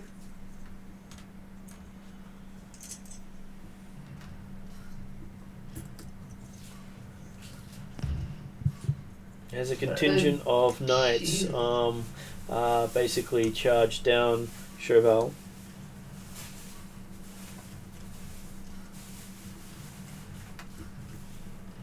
Where's Chauvel at the moment? He's leading the charge. Yeah, apparently. So feel free to count the squares if you can. It's a bit hard on the cameras, Give me a but like. Those just don't happen to be his old followers, are Any they? clearer? Yeah, a little bit. 1, And each square represents 20 feet. 2, 3, 4, 5, 6, 7, 8 squares. Yep.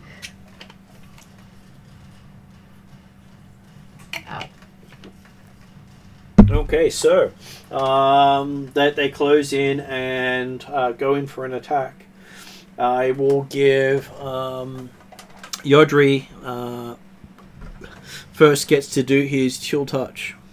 Okay, so I don't think I would have gone expert. I would have just gone whatever the next one, the down one would have been. So expert, So you need proficient. You need to be proficient to be able to use an implement with your. Yeah, I'm thing. proficient with. Where is it? And proficiency doesn't provide you any bonuses except that you can swap out your element for the element of the cantrip. Okay. That's all proficiency gives you for this purposes. Okay, so I'm just trying to work out with the chill touch. You How's don't. that not work? You don't have to swap it out, but you're doing a chill touch. Yeah, I'm doing a chill touch, but how does that damage work? Because it's based off sorcerer. If you're doing that, I'm only a level 1 sorcerer. Instead of 3d8, it's now 1d8 if you're doing it that method. Because you're 1 level sorcerer and how many levels bard? No, I'm not a bard. That's right. Rogue. Right, yeah. Yeah, and I'm a 3rd level warlock. 3rd level warlock. You triple classed? Yes, I'm triple class. I wanted to get water breathing in that, so I'm now a disciple of the Lady Below. Oh, wow. Not a god, but something powerful. In this setting, the Lady Below is the equivalent of a god. I believe that she's more of the servant of the So, god. Ross, Yeah. the Immortals of Mystara are the powers of other settings of what you would call the servants, demigods, and gods. So, Mystara, it's a god, not a... I thought it'd be by a demigod, but yeah, fair enough. The demigod is still a god of Mystara. There is no distinction between whether or not they're a initiate, a beginning god who can't be slain by mortal means, or basically the major power of the universe. Okay, so you've basically got mortals, then you've got wannabe gods, and then you've got gods. Well, the wannabe gods are still considered mortals, just that a mortal weapon can't kill them. Yeah. So that's what the master is, correct? That is what he is correct, yes. He's not at the demigod range. Yeah. Yeah. So he can be killed. He can die. He just can't be killed by a mortal weapon. Yeah. So, what is your attack roll? Because you are now attacking. Okay, well it's +7. It's a 23 to hit. 23 to hit. Give me a sec.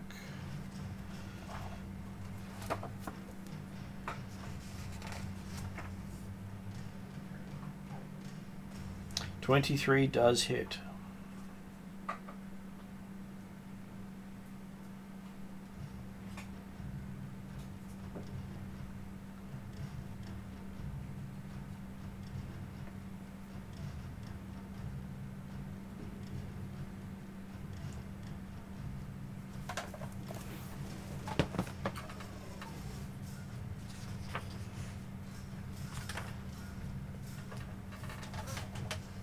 So, how much damage, Ross?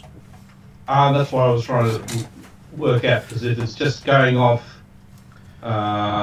level, I'm just a level 1 sorcerer. That's what I want to know. Training in that would also help on that. No. Even if you added your warlock levels to it, you'd still only be a tier 1 sorcerer. But you're basically a tier 1 sorcerer. Does that mean it's 1d8? It's 1d8, yes. It's the sacrifice of multi-classing. If you're using an implement, I think that's what he means, Martin. Yeah, but he said he didn't get anything beyond proficiency. No, I've got. The thing is, I've got an arcane focus. I've got a little arcane focus. I'm not sure what that would use. Because you were saying staff, book, and rod or whatever, wand. So what would an arcane focus be using? Your arcane focus can be absolutely anything that you want it to be. Okay. Because my arcane focus is a small Leviathan scale necklace that I hold. So you've got this small scaled necklace that you hold? Yeah. But so what training would... that's what I was getting confused on. What training would that one cast under? Well, closest thing it would have in... where's my weapon mastery? I'll get that there again. Do you consider it a holy symbol? Well, it's what I use for my warlock, so yeah, so if Then the holy symbol yeah. it is. If it represents a god or goddess, Yes, in that case, yes, it then it's a does. holy symbol.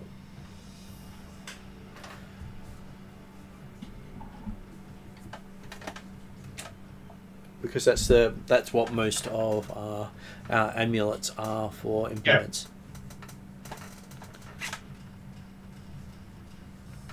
Yep, divine scale.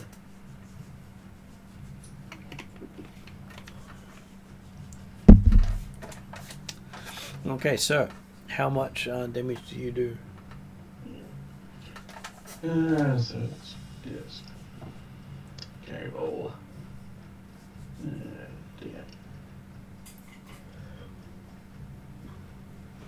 Yeah. 5 points of damage. But on the plus side, they can't regenerate. And if they're undead, they're at disadvantage. What type of damage is important? It's Because necrotic. there's no such thing as just damage in D&D. Yeah. I'm just saying it's necrotic damage.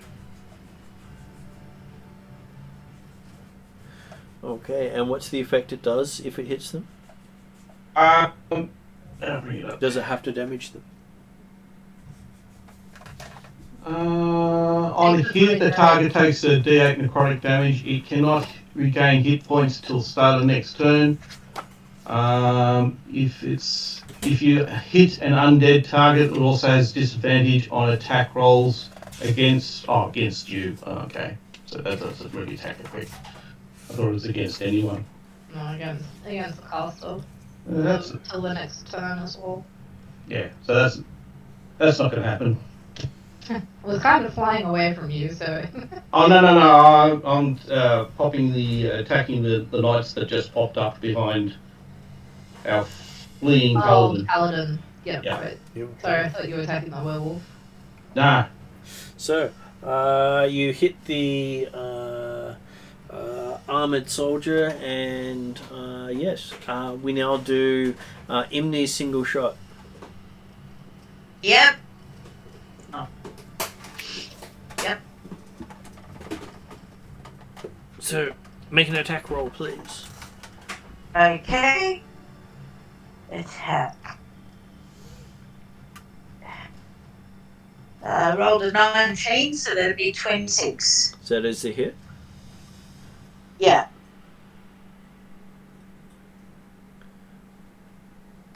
So roll damage, please. Damage. Okay, this is the one hit, isn't it? Sorry, This is just the one hit. this is just the one hit. Yes. Okay, I just gotta. I think it's 3d8 plus 3. I'll just look. Okay, 1d8 plus 3 piercing. Okay. Should be more than 1d8 if you're expert in. Yeah, you would think so. I can't understand. It should be at least 3d8, I think, because I'm expert. Well, That's- Okay. The problem Yeah, well, is Sue that's- doesn't have the chart that's saying how much. She's just going off standard D&D. Oh, okay. Yeah. If you're looking on I would have thought website, it was. I'm pretty sure if you're expert, because I have 3d8 Yeah. with my bows, and I'm expert, so. No. Yeah, well, that's what I thought. I thought it was, but then when I went back up and looked at my. It's different systems. Cheating. That's the problem. Yeah. It's because Martin's made us, like, actually good. Yeah. Okay, that's all good. I will do 3d8. As an expert, Yeah, sorry, I was trying to find it on the website, Martin. should I'm pretty be- sure it's 3d8. it should be plus 2d8. So that's the 3d8 you're talking about. Yes. Yeah, and then plus 3 piercing. So I rolled all up 14 plus 3 would be 17 damage. I must have rolled pretty low on the, Yeah, 2, a 4, and an 8. Ugh. Ah. Ouch. Oh, I mean, at least you got an 8 though. That's alright. Okay. Yeah. You see it actually appear to notice the damage. as it just brushes the half the arrow away and just swings at Chauvel. What's this, the creature? The creature, yes. What was the creature again, though? A knight. Oh, a knight. Okay, so it hits armor class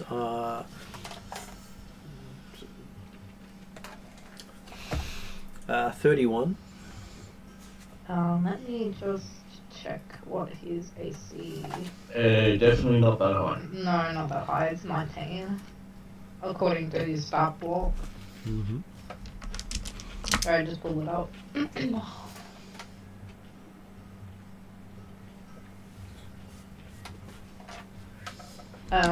Josh should also be home soon as well, so. That's okay. Speaking of the devil, I didn't even hear you open the door. My god, you must have been quiet.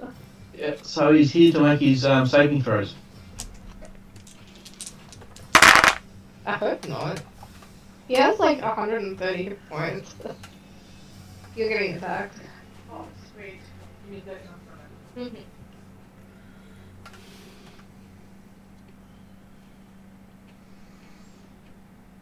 So he takes 27 slashing damage. Ow. Ouch.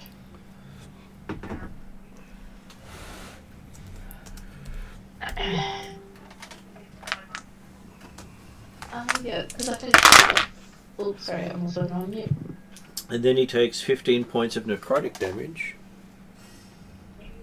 So sorry, what was the first damage? 27. 27 plus 15, did you say? Yep. So that Sorry, should be just making a total 42 damage from its first swing.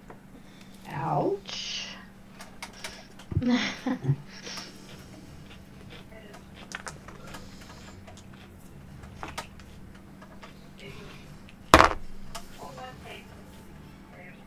Its second swing may miss. It hit armor class 16. It misses. No, that's okay. Then the one on the other side swings at him Great. and misses. Josh coming home seems to have survived his dice roll because he wasn't here. The first one hit him. Oh, speaking of that thing, that is a 28 to hit. That hits.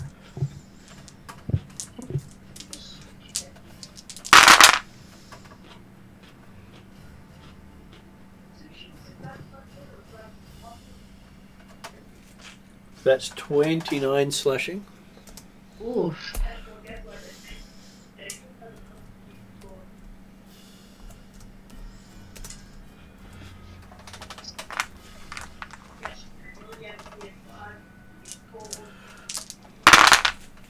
Followed by 17 necrotic.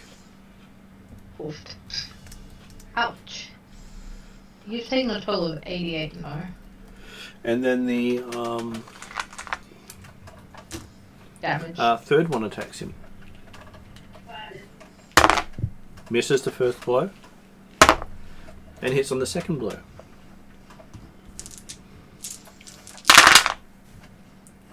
So that is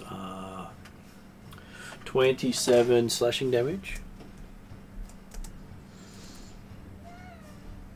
Still standing, but just. This is why I keep trying to get rid of anything attacking him. Mm-hmm. And Yep. 11 necrotic damage. Oh. So that is 126 damage all up in one round. He is down.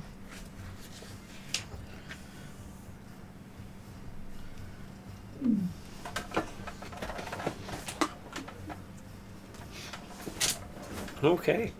Because you're in the front lines. And you're now retreating. He went too far. Then it is Thal's go. No, because you had a bad thing happen. I'm guessing I can't drop the werewolf and go back around to pick up Cheval. You can. I drop the werewolf, go back around to pick up Cheval.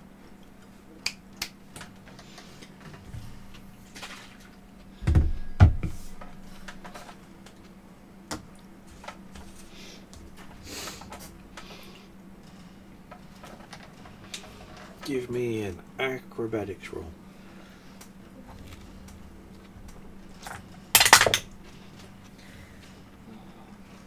Did I just had it? I didn't put it there.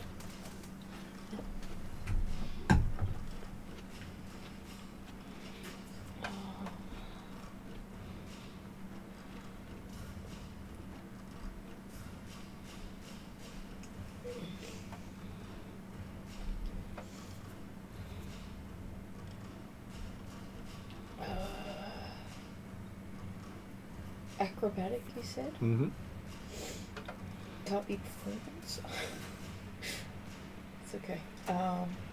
You still get a +4 to the roll. Yeah, it's still not good. That makes it a 14. Makes it a 14. Yeah. Okay. I suspect that's not going to be good enough.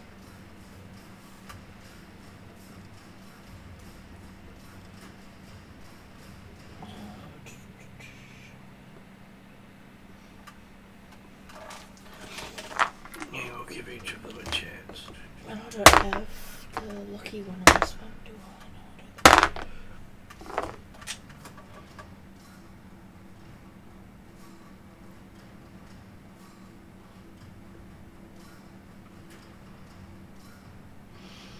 don't. Okay, so one of them gets a chance to swing at you as you're going past.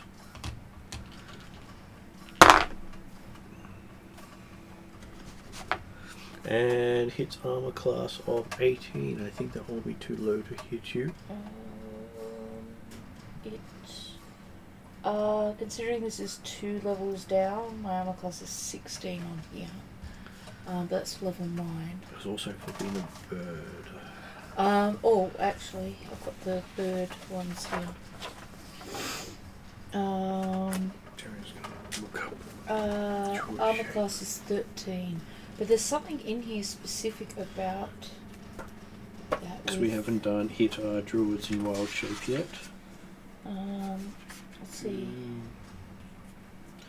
So your level is 11. That means you should have an armor class of 15. Yeah. At least. What was it? A 16, was it? It was a 18. Oh, 18. Well then, probably it will hit me, I'm guessing. Because I think you're right, it's 15. Yeah, it's 12 plus 1/4 of my druid level. Yeah. Yeah. I'm just going to check out how many hit points you have. Now this has the... What's the CR of the creature? C-O... CR. C-R. It should be listed under experience. Okay, I'll try looking up under this. Challenge, did you say? Challenge, yes. Challenge is 1, 200 XP. Okay. So that means you get to roll 1d4 as temporary hit points for changing form. So what level up has done to change wild shape is you no longer get the animal's hit points, you only get bonus hit points on top of your own hit points. It doesn't reset your hit point stack every time you change. Where's my D4? I have it here somewhere.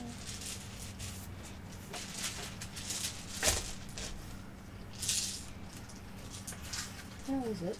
I just put my hand in that bunch of dice. Get that many dice out and not get my D4 out. Talent, I say.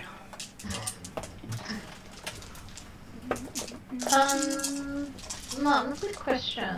Yep. Do you have the normal bow in the weapon mastery, or is it only the longbow? We've only got longbow listed. Okay. Do you use a similar one for shortbow? So basically the way you... it will be similar, is that you take the base weapon dice and add 1 dice for each level above proficient. Yep. If you're non-proficient, you halve the damage you do with it, so a non-proficient person is never as good as a proficient person.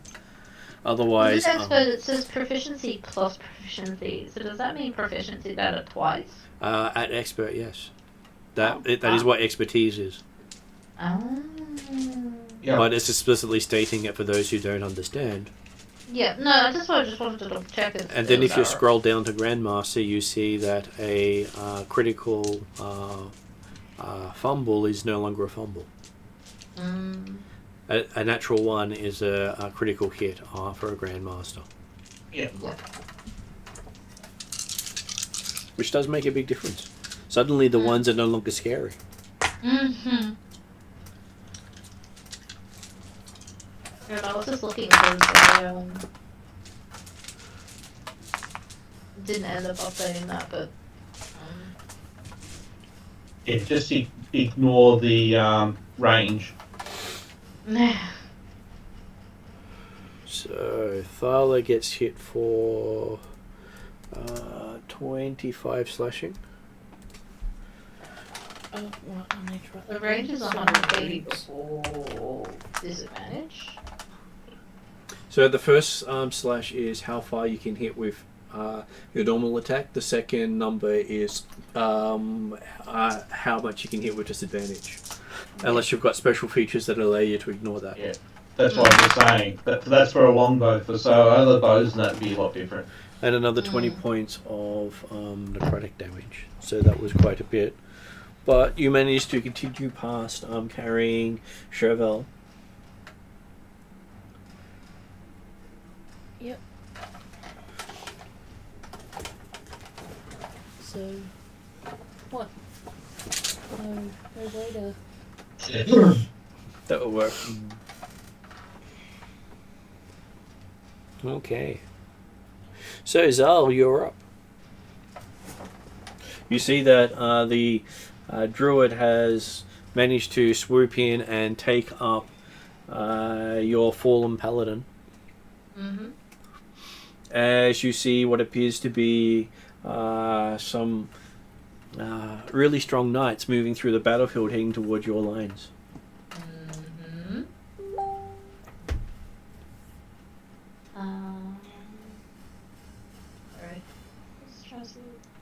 Oh, it's you carrying the paladin away. Don't suppose the werewolf copped any damage for being dropped. Doesn't cop much damage for being dropped. Aww. It's good to be a werewolf sometimes. I guess so. You gotta hurt a werewolf with energy attacks, bludgeoning, slashing and piercing, unless it's magical. I thought it was good for bludgeoning, but you know. It is good for bludgeoning, but they take no damage from bludgeoning. That's not magical. Or silvered. If you dropped him on a silver mine, then it would suck. What if I dropped him in the water? If he can swim, he's fine. It's a shame.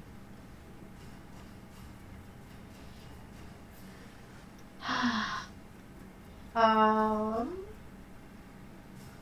guess they could doggy paddle, so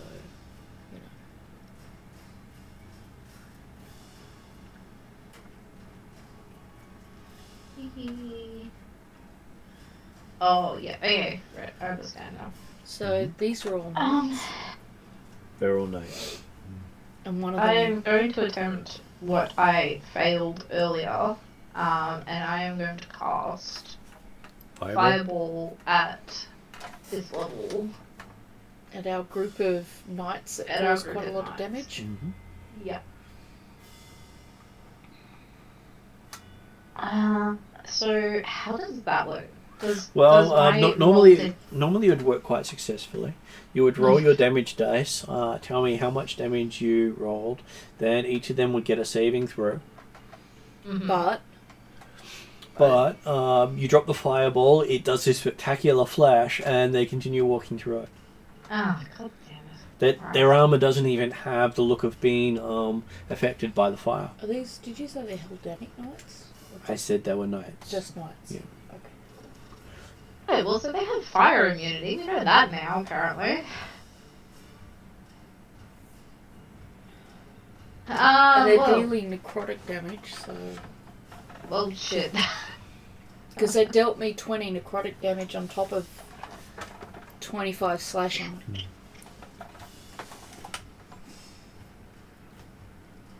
Yeah, but that's probably because their weapons are either poisoned or have some sort of enchantment on them. None of our magic people have cast any kind of arcana or insight, have they? They have not. I've used my one action to cast Fireball, so unless I can do anything else one. Well, I'm happy for you to try a identification check using religion. Sure. Why not? Because you also said there's that 50-foot line where it looks like there's some sort of boundary or border, or so some sort of magical barrier. We may want to try and figure out what that is. 26 on religion? 26, you think you got? 18 plus 8, so that sounds about It's a right. 26. Those numbers do sound right. Okay, so looking out there, you see what you believe to be a squad of dread knights or skeletal or undead warriors approaching lich level status. Oh my gosh. That would explain why the fire didn't work. Normally, stories say they don't act in more than one or two together. Yeah, but this isn't normal. Also, we've seen over the past month. There's a possibility that they're being led by a champion.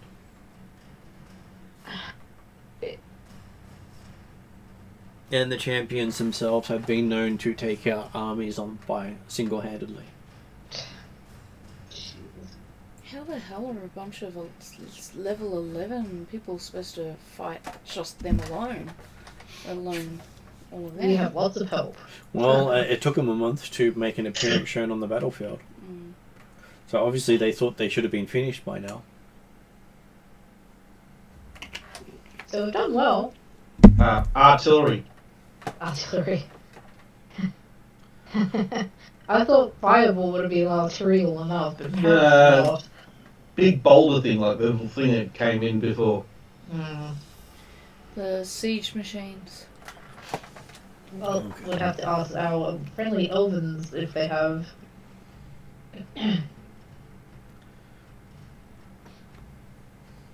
So what does Zal wish to do? Well, I think that would be my actions then. Because Okay. spell and religion check, unless I can tell people that they're undead, basically liches. Basically, yes. So radiant damage, guys. What's Radiant radiant damage? damage is that? Radiant damage is the equivalent of holy damage, whereas necrotic damage is the equivalent of fiendish damage, where holy being If you're a druid, what Life. does radiant damage mean? life No life idea whether I damage can normally. actually heal you though. You can damage things with overabundance of life. So heal wounds. Healed can do radiant damage on undead. Okay, yeah. Okay, so And being a cleric, I should be able to. I was gonna say, aren't you a cleric?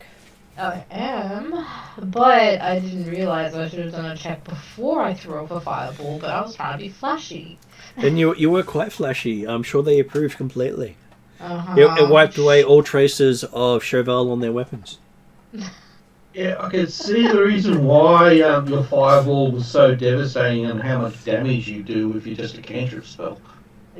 Well, It doesn't boost the fireball with the it implements. doesn't because Implement- fireball's level 3. I'll need.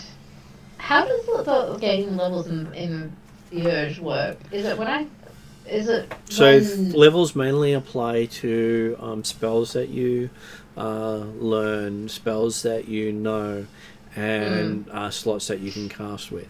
So you're basically gaining your extra slots, you're gaining extra things you know, and your cantrips get boosted as well. Yeah. No, I was more just wondering, like, how do I get, like, level 2 in Magic Theurge? Is that... That's at level of 12. Oh, okay. Right, so it goes up every level from now, basically. Yep, and by the time you reach level 10, you'll be casting 9th level spells with both classes. Nice. Which you wouldn't be able to achieve if you were just pairing them one-on-one. Yep. You just lose out on the class features of 11th level and higher. Yes, that's right. That's really cool, though. That is going to be really powerful in the coming levels. It is. I'm excited. Okay, so Chevelle gets to make a death saving throw and introduce himself, and Josh gets to introduce her. Hello, I'm Josh. I play Chevelle, the Paladin. Oh my god. Oh wait, it's dead. Yeah, Chevelle is a 5 paladin, very fiery tempered. Has no idea how he's ended up right in the middle of the battlefield, but anyway. Well, you saw an opening, led a contingent of horse cavalry into the enemy forces, and were absolutely massacred by these knights who have been chasing you since you lost your unit. Hmm. So that was the bad thing we're all saying that happened. Okay. So each person rolled a d10 to represent how many days have passed since the game year started, and the war kicked off, and which exact bad thing happened. So M got to roll for you. We got the same thing. I rolled a 6 for both of us, which was a major battlefield catastrophe. Mine was spells no effect on undead though. And I killed people. Druids aren't as effective on undead as clerics. Clerics are the best defense, as are paladins. Yes. But you can bring the paladin back to life. Yeah. 16 Martin for death save. 16, so that would be a success. Yay. Don't worry, you've still got 2 more to go. So Yodri, you're up. Okay, how far away are these knights? From They are 140 feet from your front lines. And they're advancing now, or are they still, or they're following where the paladin's going? They are advancing now. That you're expecting that they're going to try to charge down the lines.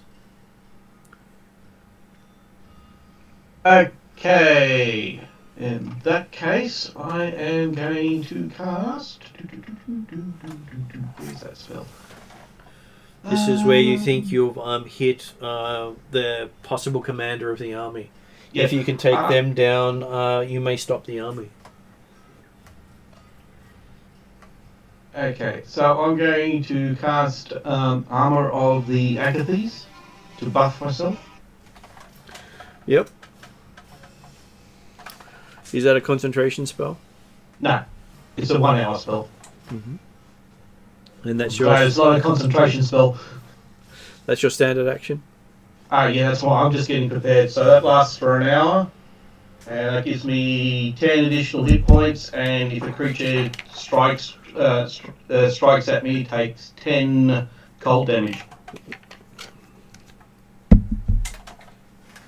Yep. I was tempted to put my aura up, but they'll affect everybody. So I'm not putting my aura up. Okay, so you've got yourself ready with stuff. Imni is now up.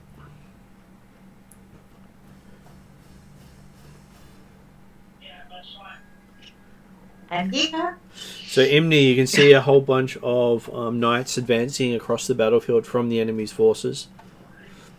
yeah, are they within 60 feet of me? At the moment, they're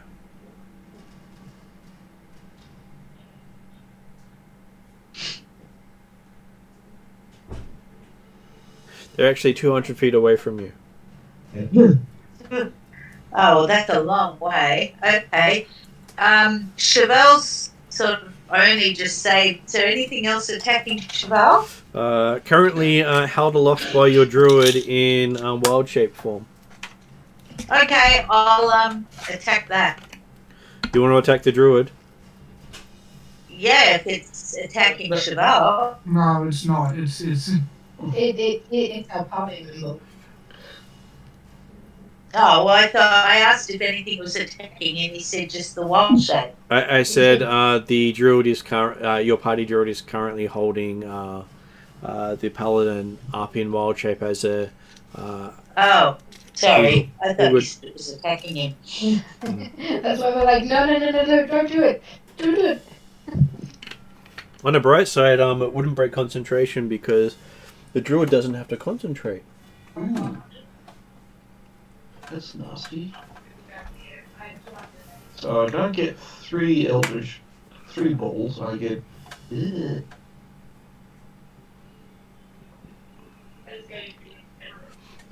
Yes, you are. Okay, well, is there anything near them that's going to look like attack them? Well, by the looks of things, the eagle will get the paladin into the safety on the next turn. Can you deal any radiant damage on the knights, or are they too far away? Well, No, I don't do radiant damage. They're too far away. That's something else I was going to do, but they're too far away.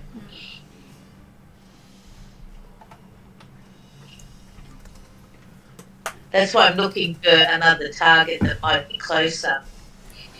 Well, Martin was saying that if we can defeat the knights, the army might actually stand down and stop.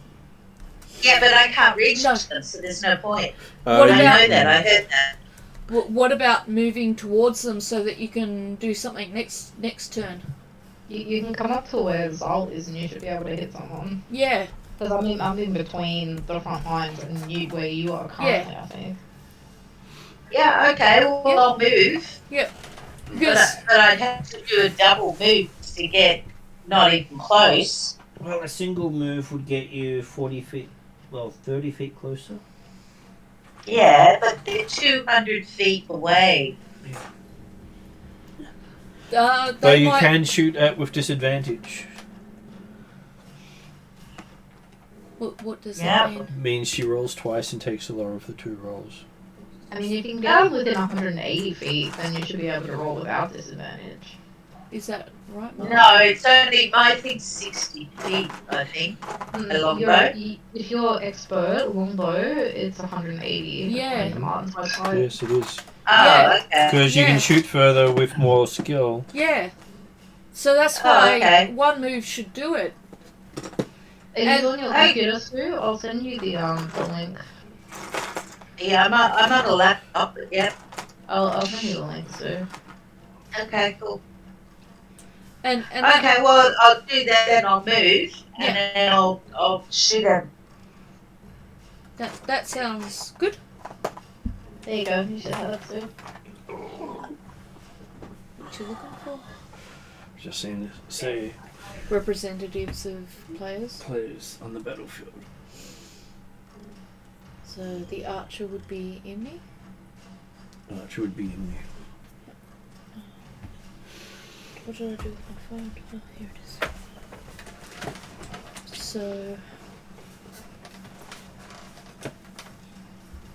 Well, it's always better to have the hero figures as larger figures. Except for the fact that we have a small halfling. I do really like the eagle you've got carrying the paladin away. It's pretty cool. So this one works as a better Yodri. Oh. So, Martin, the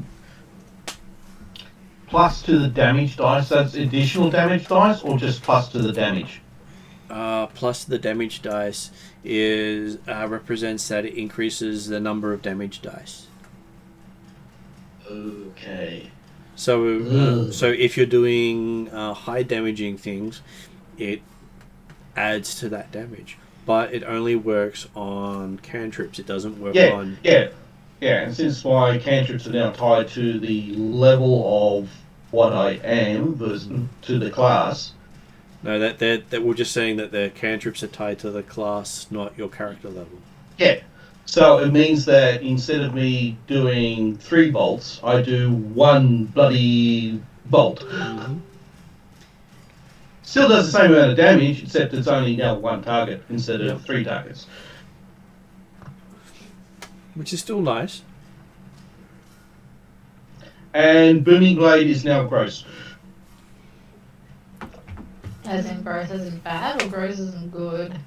Bad and good. We just went rolls. I roll extra dice to it, but I was trying to find out what was happening with Sue, but Sue wanted to move and then take a fight. So yes, I believe you've moved within range, Sue. So you can make your 2 attack rolls. So, Just mute my stuff. Yeah, okay, I'll do that. I don't know if you can see it, but I sent a photo of where your figure is. Okay. You've got the archer. Oh, I can't see it. I was looking for it. Anyway, it's all good. It's the one with the great big whopping bow. Yeah. Finger pointing to it on the monitor. Rolls were exactly the same, both 17. So 17.7. So 17 plus 7 is definitely a hit. 24, yep. So that's both of them. Mm-hmm. So plus 7. Sue, what did you say your dex was? my dex is +3 and my proficiency bonus is +4. And because what Em was saying is you should have the expert level, meaning you become have expertise with attacking with the bow. Yeah. Like when a skill gives you expertise, it doubles your proficiency bonus. Oh, okay. Well, then it's another 4 on top of that, so that's Well, it should be plus 11. Yep. Yeah, so that's 28 then. Which is a pretty good roll. Okay, cool. Okay, so now I roll damage, right? You do. And that should be your 3d8. Yeah. I like these bonuses. The idea is you should hit more often because you are heroes. Yeah. So the first one was 17 all up. Yep. And the second one is 18 all up. Okay. And could I have used Hail of Thorns, the cantrip, with this, or not? Is that that's a bonus action? Yeah, So it's a bonus action. I was just going to look up my Hail of Thorns. Give me a sec to make sure I've got the wording right for it. I love having so many things open to find stuff. Well, I'm trying to give you the best bonuses cool. I I can. crit on a 19 and 20. Ow. Hail of Thorns. Okay, just to confirm the wording for you. So if you had have done that before you did your attack action, one creature you hit gets hit by it. Uh-huh. So the creature takes 1d10 piercing damage. And because you are tier 3 as a ranger, that becomes 3d10 piercing damage on a failed saving throw. Oh, okay, cool. So, 3d10. Oh, 20 all up.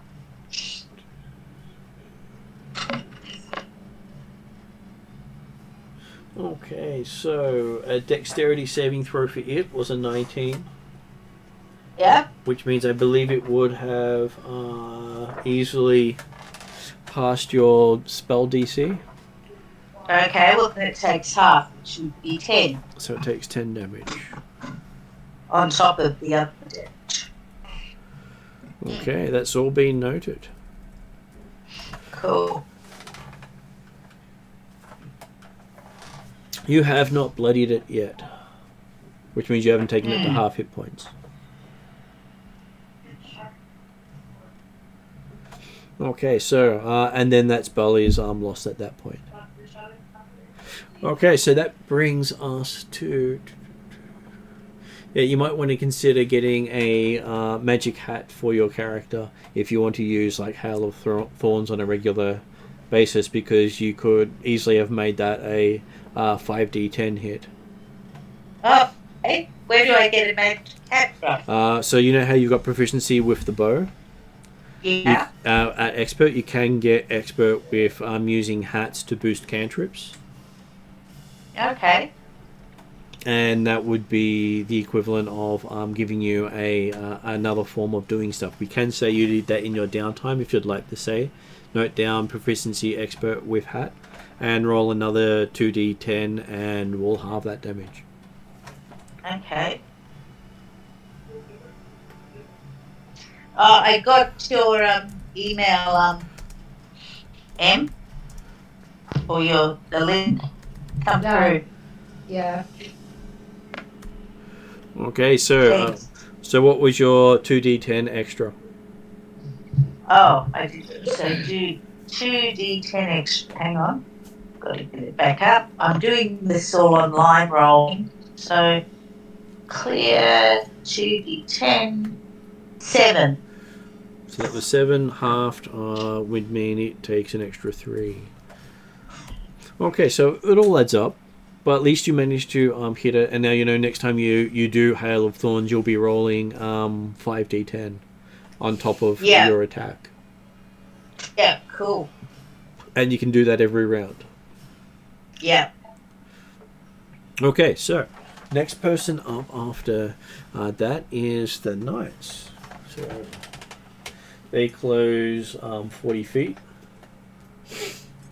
No, you'll definitely be able to hit them now. That's annoying that the paladin's no longer there. So I would get advantage rolls on it. It depends on where I am. No, you need to be within 10 feet of it. Oh no, 5 feet. And each of them points a finger and they eradicate an entire unit of I'll take one of Moy. They get rid of an entire unit of horsemen. Oh, wow. What the fuck? With they just burn them alive. Horse and all. Damn. And that brings us to Tharlo. You can literally fly into your lanes, drop the paladin, and cast one of your healing spells if you wish to. I'm guessing that's what I need to do, because did you say the paladin's at death? The paladin is making death saving throws. Yeah. And if she succeeds, she'll then be unconscious for quite a few hours until healed. Well, I haven't picked my 5th and 6th level spells, but I'm guessing this would be Cure Wounds. You could do Cure Wounds, yes. At maybe 5th level, I guess. You can, and you also get to... Rather than... The other one would be... Oh, damn it. If You know I what were- should've done? If I were to pick it, but that would be like long term if I pick one of the higher levels of healing. There's one that restores 70 hit points. So Cure Wounds. So basically it does 1d8 Yep. per spell slot you use it with. So if you Yep. cast it as a 5th or 6th level slot, that would be 6d8. Yep. And because one of your you'd have the holy symbol as your implement of your nature god, Right. that would then add another 2 dice to the healing. Okay. And how much does she need to get back to... Well, it has lost over 120 hit points. Okay, so if I did the one that... If I took up the other one... Greater Restoration, I think it is? Or Heal? For my 5th or 6th spell slot. That heals 70 hit points. Would that put her back to fighting? Possibly. And that would be I'm presuming I get the same choice as Calpric's got, 1/5 and 1/6 new spell. Just quickly check which one it was, because it was heal. EFG. So Greater Restoration may actually help you. So heal is a 6th level evocation, so I don't know if I can take it. You said 1 6th level spell. Yeah, you could have taken heal, yes. Choose a creature that you can see within range A surge of positive energy. Give me a knowledge religion roll first. That's a D20. Yep.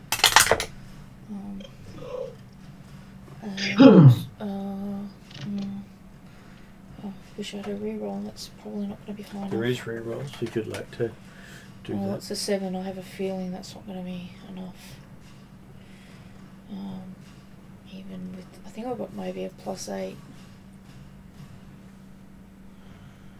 on religion, medicine, perception, performance. Did you say it was religion? Religion, yes. And that would be under skills? That would be under skills. I don't think I've got religion under skills. I've got nature, medicine, arcana. Is that different from... That's different, right? It is different, yes. Yep, okay, let's assume you have religion, and in which case you'd add 6 to the roll. So 13 probably wouldn't be high enough. So I might use a reroll if that's You okay.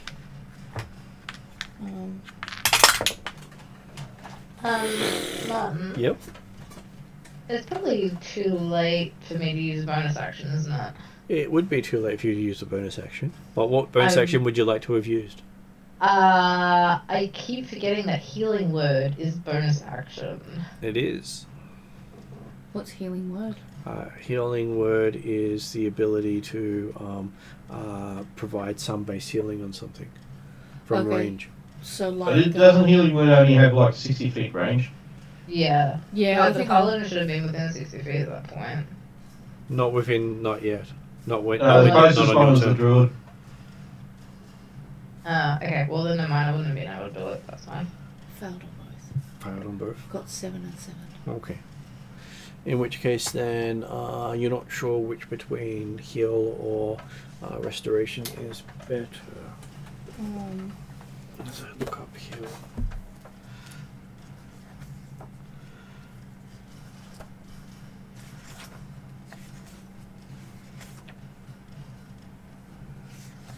Guess I can't cast heal because I'm casting all my new spells. You can cast heal. It's new. You use it. Okay. So you can use heal to restore 70 hit points. Do I have to roll for that? No roll at all. No Oh. roll needed on the other person. Okay, and that puts Paladin back on her feet? That puts the paladin back on her feet with 70 hit points. Okay. What is Chauvel's maximum hit points?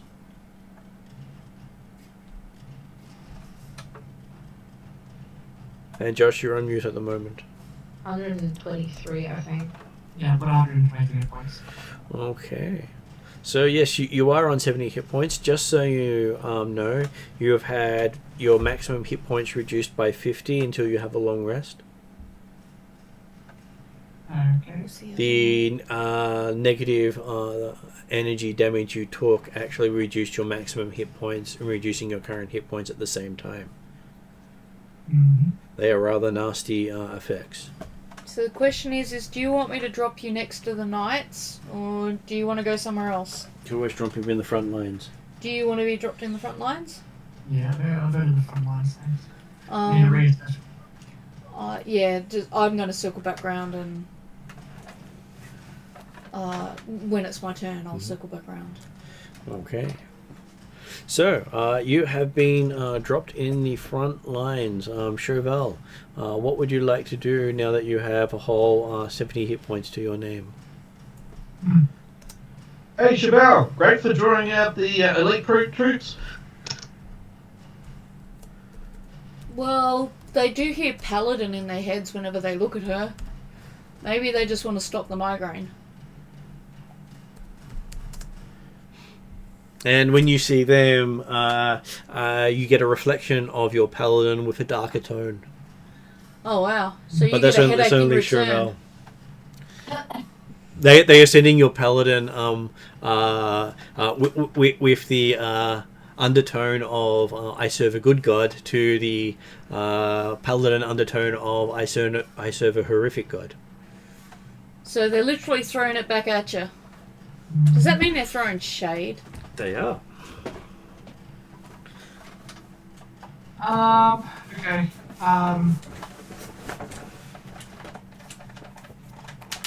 So I'm in the front lines. How far away are these guys from me? They are currently They're- 80 feet from the front lines. Depending And in closing, on Martin's mood, I could have dropped you closer if you wanted to be dropped closer. If Martin would allow that. Do I see a champion? You do think that the champion's coming along behind. Okay. Could I have theoretically dropped her behind where the champion was if she'd told me? You could have, but it took 3 hits to take him down, roughly. Oh, okay, alright, yeah. Yeah, they're to take pretty her down. nasty things. so what's the plan, Cheval? All the radiance, all the time. I'm going to try and organise these front lines to provide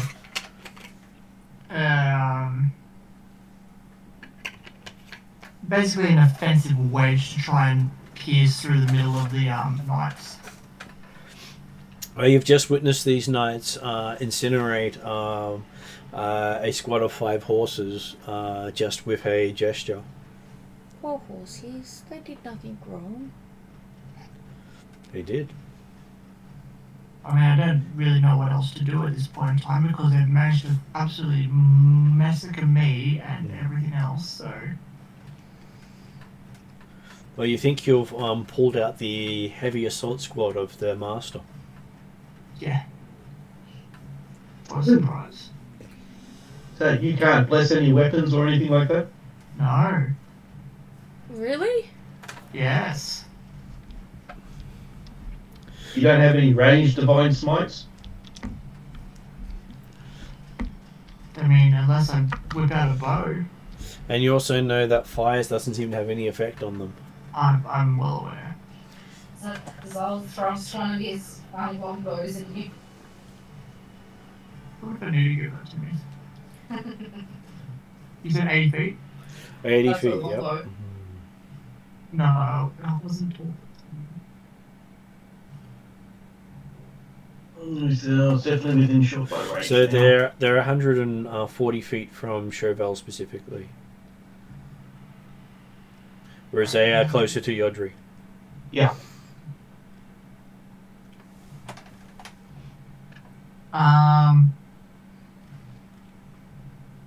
Chauvel pull out a short bow Mm-hmm. and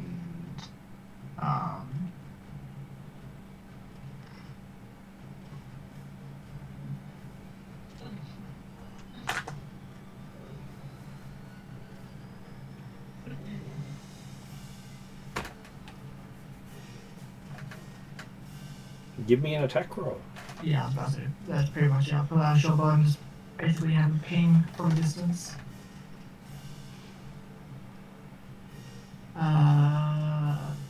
25. 25 is a hit. Cool. I will spend a. Just have to remember how this works. I didn't find it. I'm pretty sure it's on a hit. I was making sure it's not a melee hit. Most of No, the, it's Divine Smite's melee attack. most of the smites are melees only, Yeah. unfortunately. It would be nice to have the I smite with an arrow at 700 feet away. There probably would be some focus ability for that because It would have to be a some- specific paladin build, not the general paladin build. Yeah, no, I mean if you like, if there's an equivalent of Apollo or something like that. The ranger gets other benefits for shooting. So that they're the specialized ranged magic attacker, whereas the paladin is a specialized melee magic attacker. Yep. And the monk is the I can do funky things with my hands and feet and head and any other part of my body. Well, at least your mastery on that buffs them like anything. One of them takes 7 points of damage. Okay. So I believe you've been concentrating on the same one. Just to be fair, because he's taken 72 points so far. Okay. Okay. That brings us to Zal. What is Zal going to do?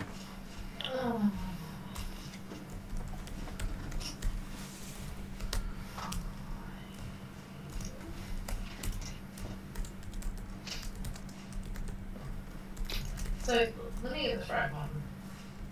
Let me find the face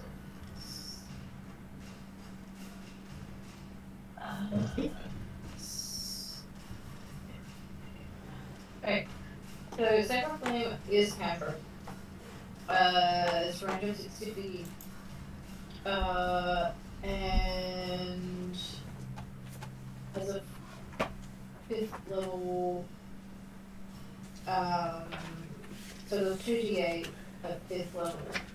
With my proficiency with my book, that adds 3 dice.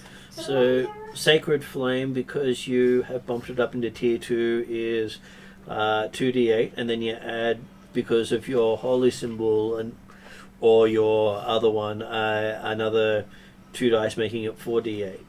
Oh, it's 48. So what was No, sorry, yeah, 4d8.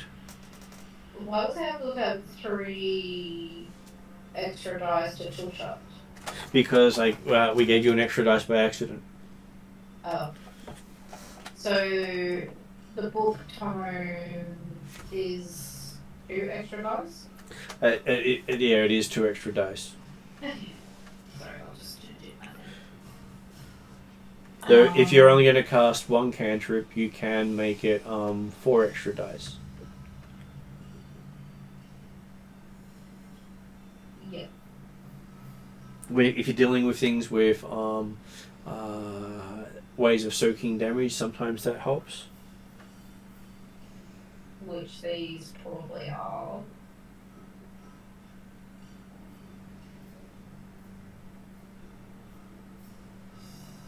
So if it is as a single, what will that do?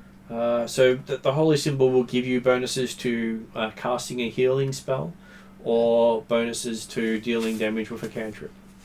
Yeah. No, but like as in like if I don't do the multi cantrip card. Then you can basically use 2 implements to buff the single cantrip.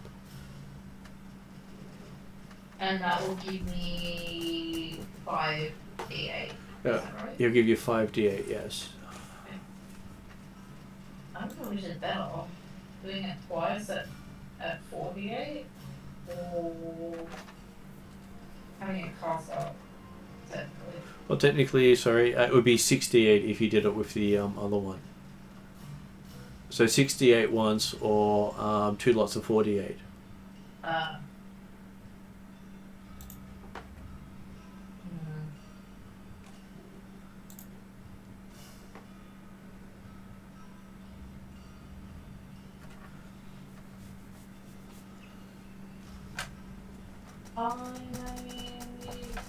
I'm gonna try doing it as a single.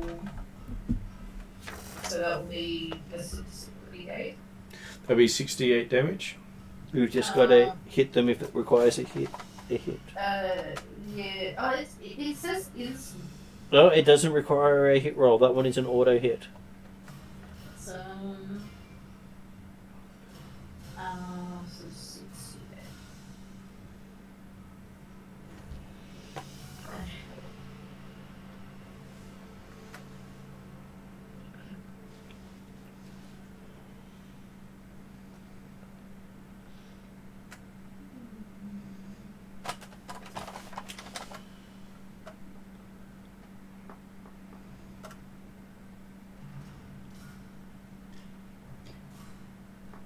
So, what sort of person is, like, druid, paladin, etc.? What sort of one has radiant, a lot of radiant, sort of? Paladin has a lot of radiant. But Cheval's doesn't seem to be able to do a whole lot. Most of his is radiant, hit with sword.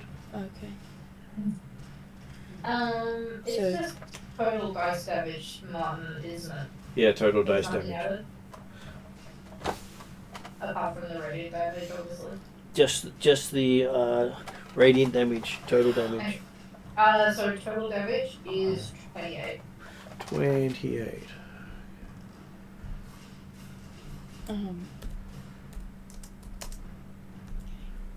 Okay, so what was the question?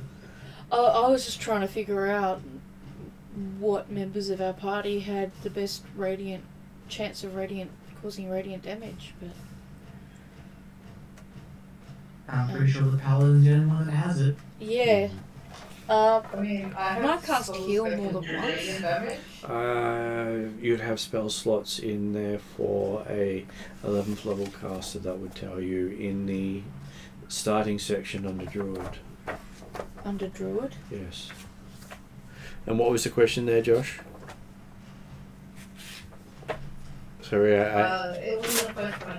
It was just me saying that I also have spells that couldn't do radiant damage, but only a few. Okay, so you spent your standard action doing that. You now have a bonus and a...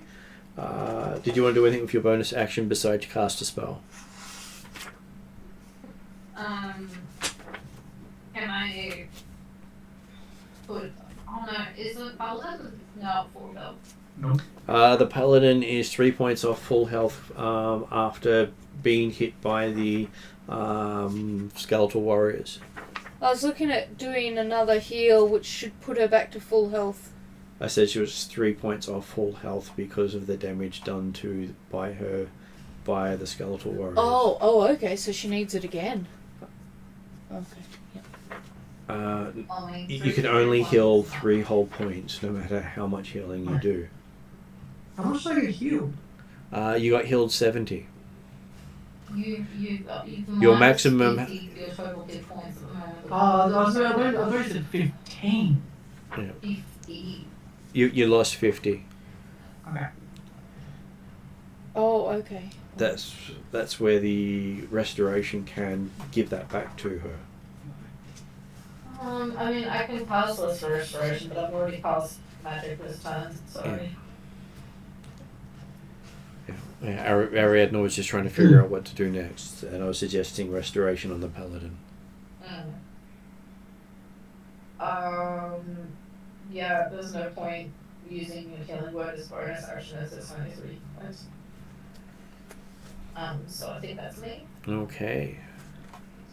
Behind you, you hear Drazzle giving orders to the catapult people. As you hear sounds of catapults going up from behind your lines, aiming for the center of battle now that the paladin's no longer there. And apparently they know where they're shooting. Nice. As you see big rocks come raining down in the center of the area.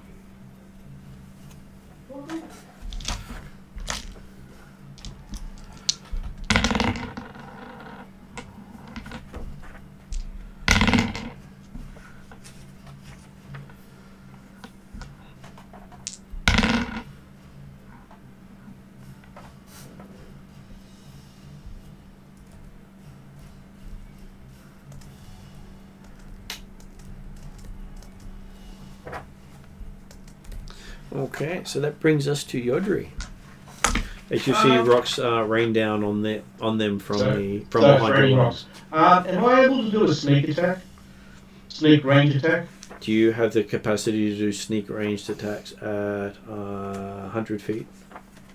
I've got a short bow, so that's at 80 feet. Okay. Oh, wait, it's what is the... They seem to be advancing about 40 feet a move. Turn.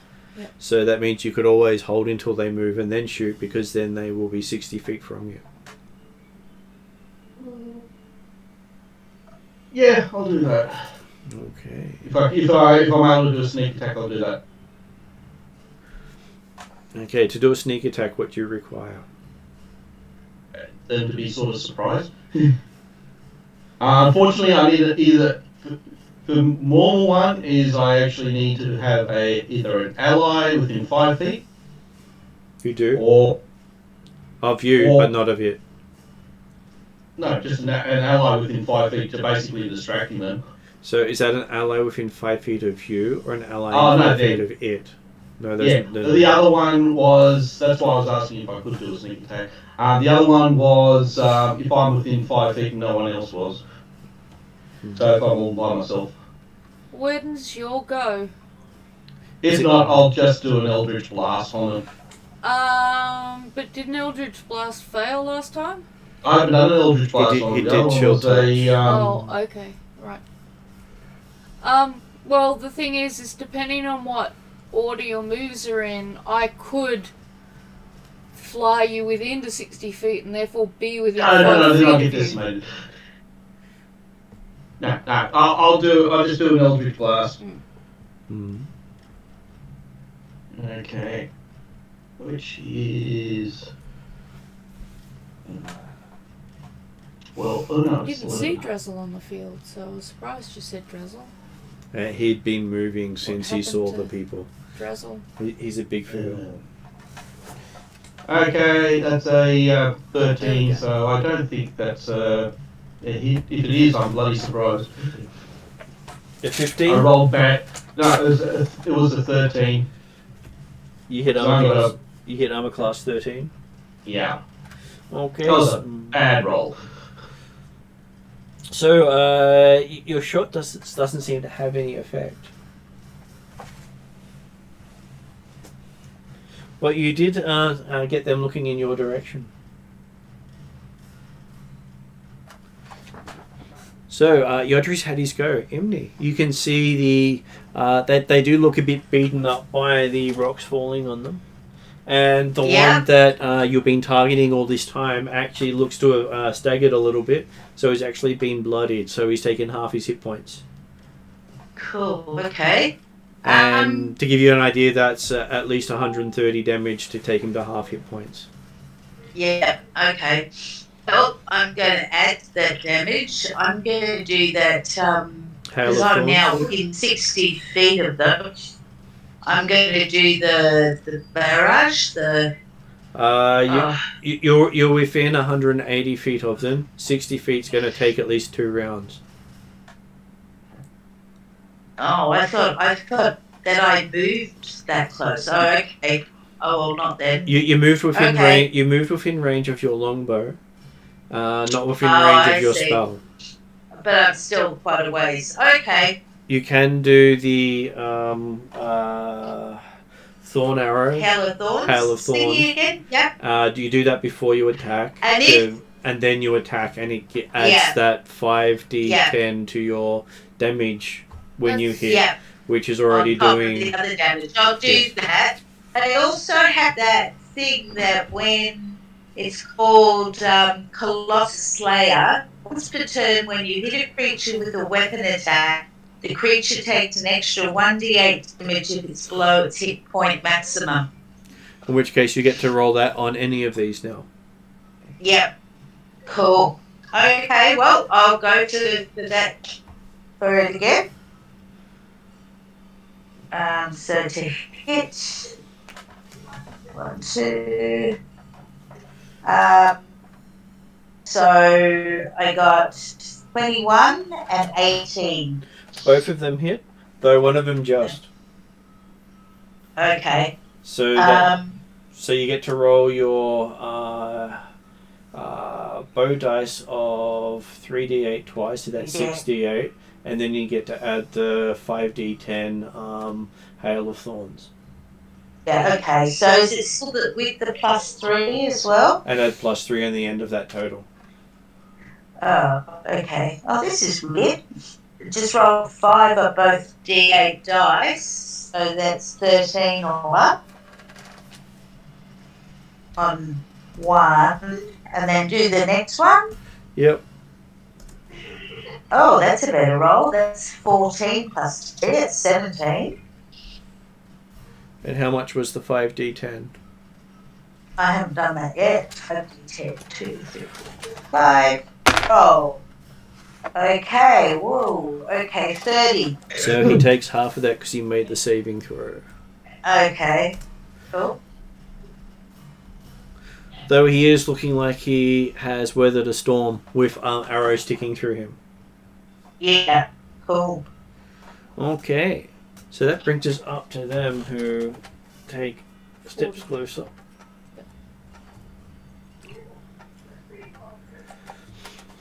And they wipe out another unit of your horsemen.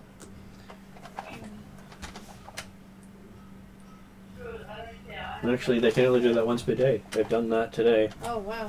Well, that might. They use that's that good. one. Well, it depends. What else are they going to do now? Nothing else with range.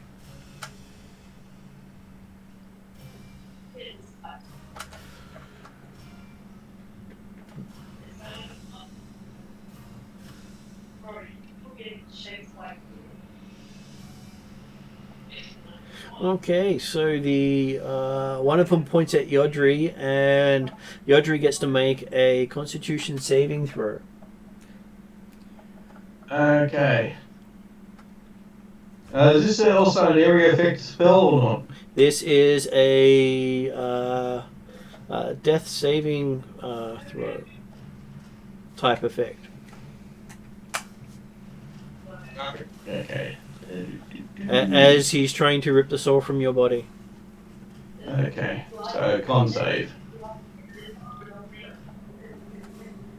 Okay, that's a 20. That's a 20. Not a natural 20, a 20. Okay, you take 35 necrotic damage as half. And as a bonus action, I'll take half that. Using my dodge. I'm not sure how, but we can be able to take that half damage. You cannot do so as a bonus action. It's not your turn. Actually, no, it's a reaction. I think it is. Where is it? Dodge. I was hoping it was a reaction because if you say bonus action, then you don't. No, I was thinking of something else. Where is it? Lucky, brave. No, where is it?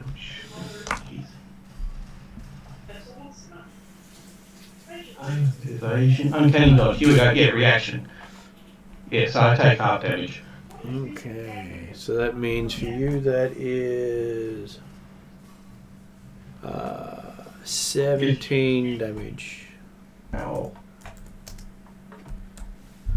Hey, could have been worse. How does that leave you?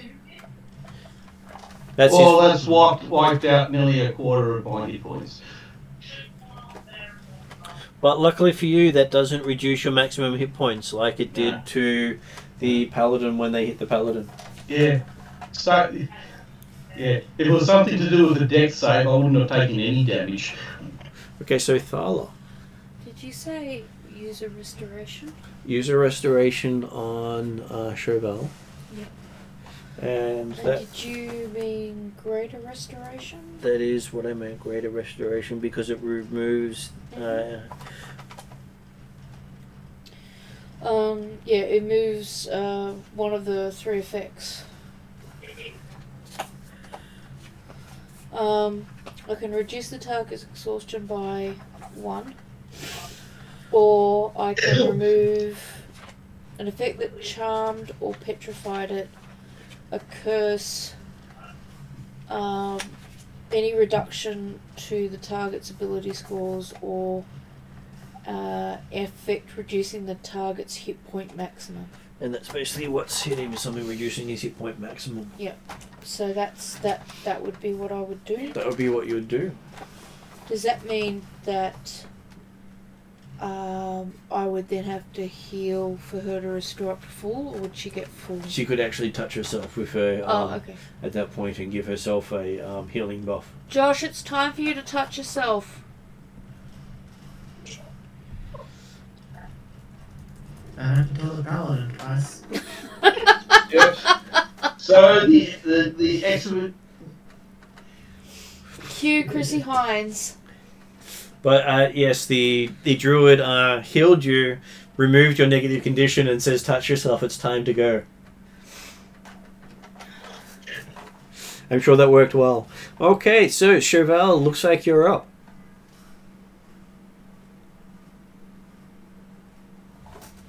How far away are these knights again? How close are they now? They are 60 feet away from your halfling friend, 80 feet away from your front lines. Okay. Cool. You do have a round to buff up. Oh no. If it was Perry, you wouldn't need to buff up because you're already buff. Unfortunately, I've checked with... I need bloody Perry's plot armor. Hey, you did have 4 out of so it was 3 out of 6 strikes miss you. I checked with Martin. We can't have characters cross over. Not from different universes. No, because I suggested Calcrix cross into one of the other universes for a different game. That's fine. Yeah, this isn't Marvel or DC. No. Proving Okay. why it's so much better.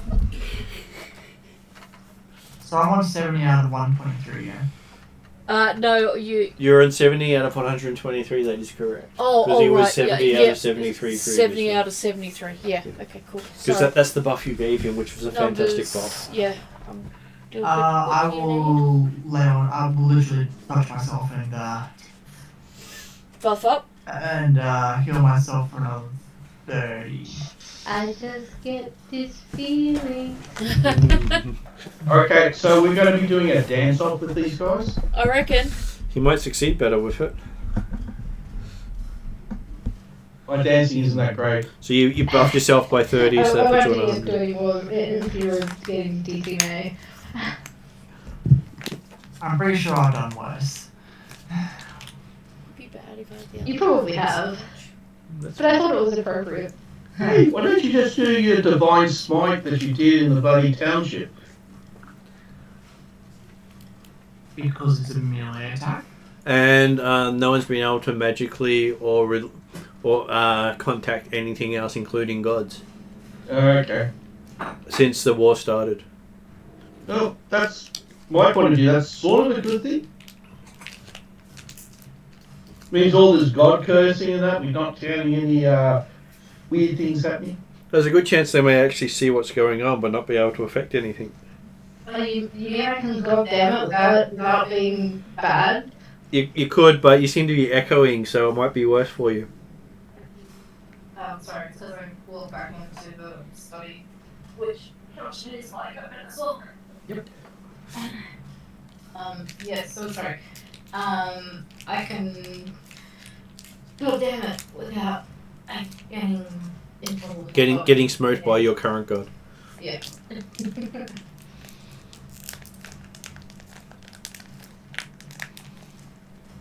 It also makes it hard to ask your god for help if they can't answer. And it's also hurt.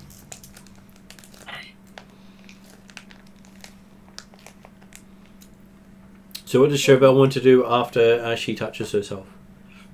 There's not much really Chauvel can.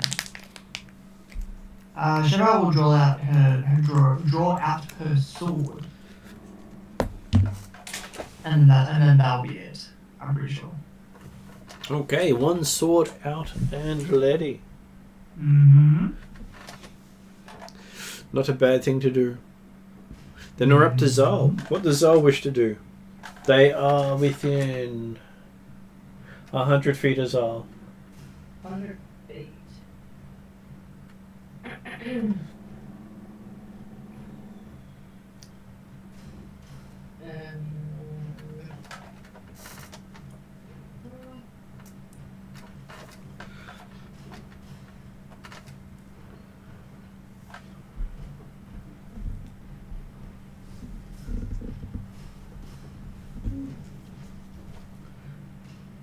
You're in the middle of the battlefield.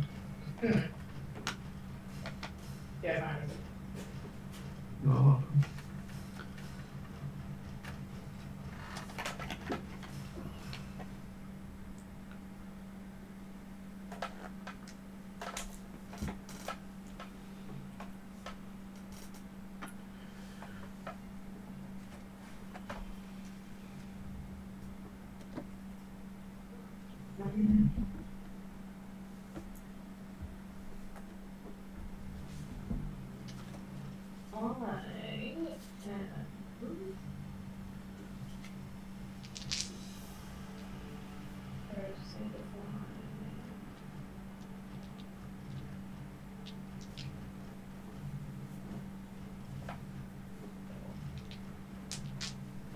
So Josh, do you have a magic sword? I do indeed. And what plus is your magic sword? I believe it is from the sword of trust. I believe was +1. Okay, so that means you could treat that as if you were a master, giving you +3 damage dice. Yes, that is correct. I have that down as master. Yep. What? So being expert it actually boosts up your magic ones as well? The plus bonus of magic weapons is when you're attuned to it, increases your proficiency with the weapon. Okay, so As long as it doesn't increase it past the number of proficiency ranks you already have. So I have my sword of Trossum at master, which is +14 to hit. And then with it one-handed is 4d8, and then with two-handed is 4d10. Is that correct? Yep, that's correct. And then my modifiers are a bit. There we go. That's better. you don't actually have the one-handed listed. You've only got the whip. Hmm? I think he means on Martin's website. Because How far away did you say they were again? For you, they are 100 feet away. 100 feet. Okay. I'm gonna cast Guiding Bolt. At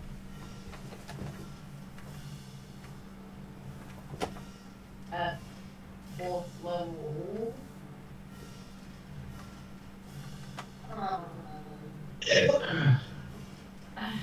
So at 4th level, that would be doing 7d6 radiant damage.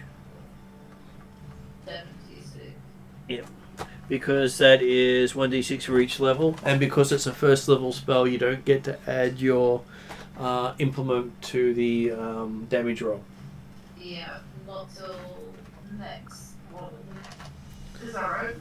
No, normally people don't get to add implements to spell slots. Only to cantrips.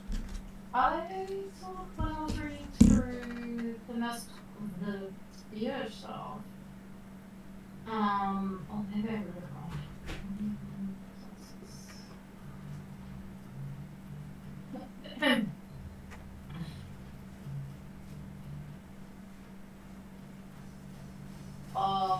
Solo casting.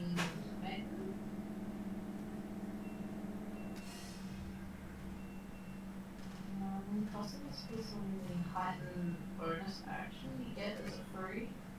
What does that mean? The solo casting heighten means that you can heighten the spell one level without using a spell slot one level higher. Oh. Okay, so it doesn't work quite the same. So if you were to do this as the guiding bolt, for instance, you could say use it as a 5th level slot by spending a 4th level slot. Meaning your spells are more powerful to bear as you go. Yes.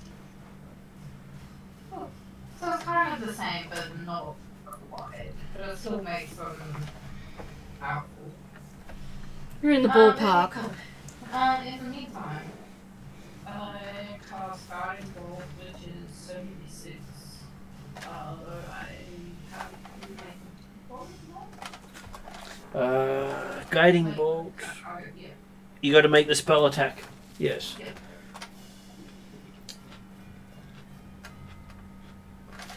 But the bonus is the implement does give you expertise on hitting with it. Yeah. So it's still a plus. Plus 12. So it helps normal spells, it just doesn't help you deal extra damage. Yep.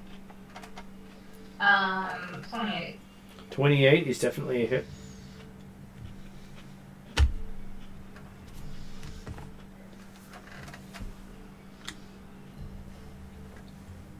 I'm pretty sure the AC is 18 because one of Sue's only just hit at 18.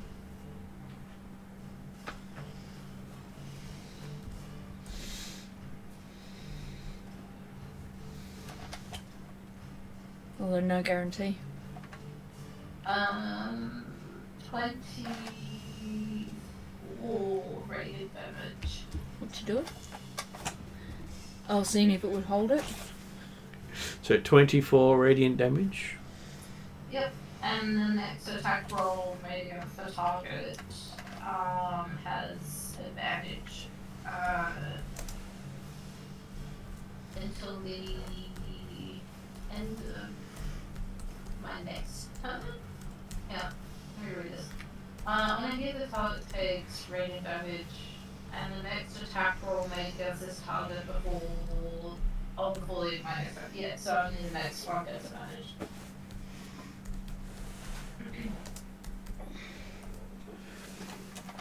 So, how about them? So even if you were to do it your next round, you still get the advantage, just the next one that does. Yeah. Okay, so that brings us to Drazzle, who basically tells them to fire again.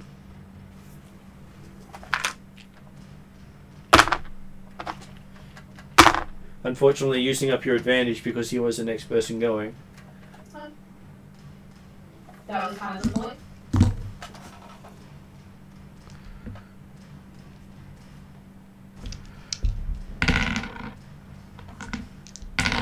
I said, how about them? So, yeah.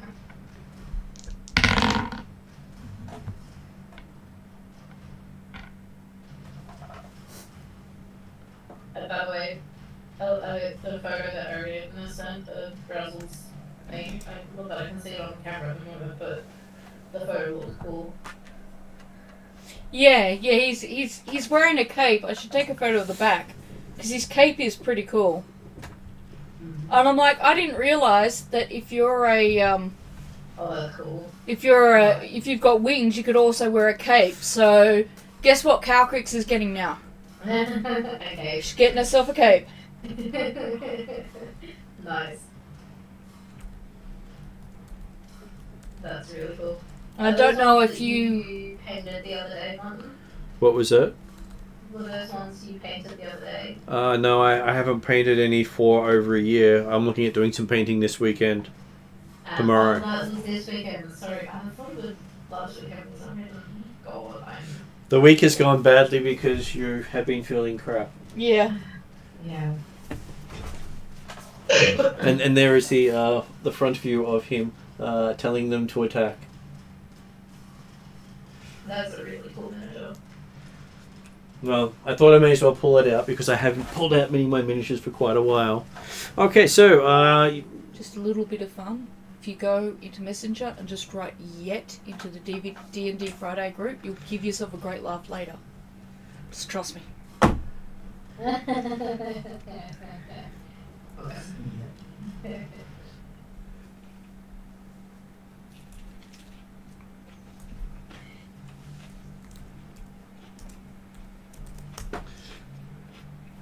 When you're feeling exhausted later, read it, get in context, and you'll have yourself a smile. okay, I already had a quick look, so I'm Oh, smiling did you? now, Oh, yes. all right. So yes, one of them gets squished by the rocks coming down, but they all seem to have taken damage. So that brings us to Yodri. Seems the it's raining rocks seems to be helping you. Right kind of rocks, maybe. Depends on the rock. Okay, so are they actually slowing down, or they're still marching at 40? They're still marching ahead, even though they've been taken. Definitely smacks of undead. No matter how much punishment you give it, they don't slow. And we lost one, so there was originally 8, and I think there's 7 now. So just when will they actually be upon us? 2 rounds. Not long. So on the next round, will they actually be attacking us or still advancing? 2 rounds That's until fine. they can attack you. Well, actually, it'll be on the 3rd round they attack you. 2 rounds to reach you. Okay, good. Okay, So the one that was heavily injured is no longer. It has been squished into the ground by a big rock. Was that the one that actually cast the death thing on me? No. Okay, I'm going to Eldritch Blast. That would be convenient. The one that cast the spell on the little prick. Yep. Hopefully this time I will not roll a 2. Fingers crossed. He literally gave you the finger. Yeah, well, I'm giving him a hand. Actually, a blasted hand. Well, the effect used to be called Finger of Death. Yeah. Give you the finger. The magic finger. The finger of death. I hate that finger. Oh, you got to be bloody kidding me! How badly did you roll? No, I rolled exactly what I rolled last time. 2. So, a total of 11. Total of 11. You sure you don't want to use one of the rerolls? I think you should use a reroll. Yeah, I'll use a reroll. Do you want me to reroll for you? That's alright. I've been rolling okay, aside from my 2 7s. Most of them have been double digit. Considering how you're rolling, I could pull out the cursed dice. No, don't do that. Yeah, you might as well roll. I brought you D20. Since you're being energetic in that, I'm probably being very negative, so I've got a plus 11 to my roll. Okay, so plus 11. I didn't roll double digits, but I rolled better than a 2, because of course I said I'd roll good. 19. 19 is a hit. Woohoo! Okay. At least it got you in. You got a hit. And I figure out what my dice is. I think all my dragons are in it though. I think it ended up there. Doing 17 points of damage. Force damage. There. Don't worry about getting it though. So 17 points of force damage. Yeah. Okay. It is still going. Of course. So I've just only dented his armour. That is true. I was going to say, I suspect there's a story to go with Josh's I don't like the finger of death. One of the first sessions I ever played with Martin, Ah! we whipped out that spell and my character died immediately. Oh! Hey, at least you died of a worthy spell. Remember, I got magic missile to death. And I also remember that, Is that worse? I had someone Yes, get it's taken worse. out by their own spell. Oh. So Mark had a spell Of course reflected it was Mark. upon him. I am not surprised that Mark's name is in that sentence.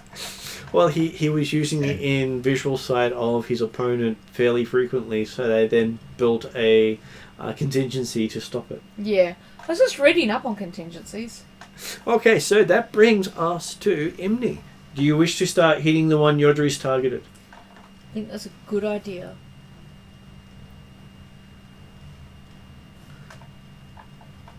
You're currently on mute, Sue, so I thought I'd point that out. Yeah, sorry. It's okay. Okay, so how far away are they now? Okay, at this point, they are just over 100 feet away from you. They have closed the distance. If you, at the end of next round, they'll be 60 feet away from you. Okay. And then I'll do that thing then. Okay, well, I'll just do the other thing I was doing before again. Depending on the character, some are closer. Okay, alright. So that means you cast your Hail of Thorns, then you do your 2 attack rolls. Yep. What's the first attack roll? 19 plus 11. Yep. And the second one? And then 6 plus 11. Okay, so give me the attack roll, the damage rolls, because they both hit. Oh, sorry, you said 6. You said 6 plus 11. Yeah. Yeah, the second one misses. That's what I thought. Oh, one hits. That's 3d8. Roll. That's 14 plus 3, 17. Yep. And I also get another, I think it was a d8 for that, if their hit points are Yeah, you below. do. That is correct. Roll your d8. I forgot that last time. Come on. An 8. You rolled an 8? And then, yep. And now 5d10. 27. He failed his ability to dodge that one. He failed to dodge. Whoa, that's 27 damage. He is the woeful dodger. Okay, so you've sent him to bloodied. Nice. Woohoo. So Very he is nicely done. taking quite a beating from you. Okay, they all move up. Have I gone already? You did last Yep. round. Okay. Just checking. Okay, so that's them moving up closer. And that brings us to Thala. Oh, really? Yes. How am I first up? You're not. You are after the knights. But how am I first up out of our group? First up is Yodri. Does anyone need healing? No, I don't think so. You're Okay. too far away.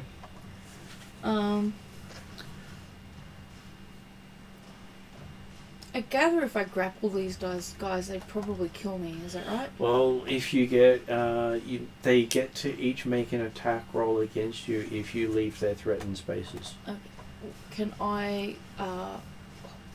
Can never remember the difference, and you've told me many times. Hold already, so this one needs healing. I can heal. You can hold to wait until you find out what happens and then act fully. Yep. Or you can ready for a specific action, which I don't recommend at this stage because you'll lose the spell Yeah, I if it want to doesn't just. trigger. Yeah. So option 1 was it? Yeah, it is to wait until you see what happens and then Yeah. go. Okay, so I write in the big words delay so I don't forget. Chevelle, you're up. They are within 60 feet of you. Or 40 feet of you. 40 feet of me. Yep. If you move 40 feet, you can engage them. Probably not the smartest idea. And what they did to me last time. Depends on how you fancy your luck. But you also didn't have any backup last time. Yeah. You had lost your Yeah. entire group. Okay. I am going to. Though you could wait until Drazzle fires, because Drazzle will not be able to fire again after this round. Yeah, I'll delay until Drazzle. I was going to say that sounds like a wise plan. Because if you go, Drazzle will probably stop the firing. No, I'll wait for Drazzle to finish his firing. Okay, Zal, you're now up. Hello. They're within 60 feet now, aren't we? I'm waiting until Drazzle fires. They are within, just on 60 feet from you. Mm-hmm. I'm going to multi-pass.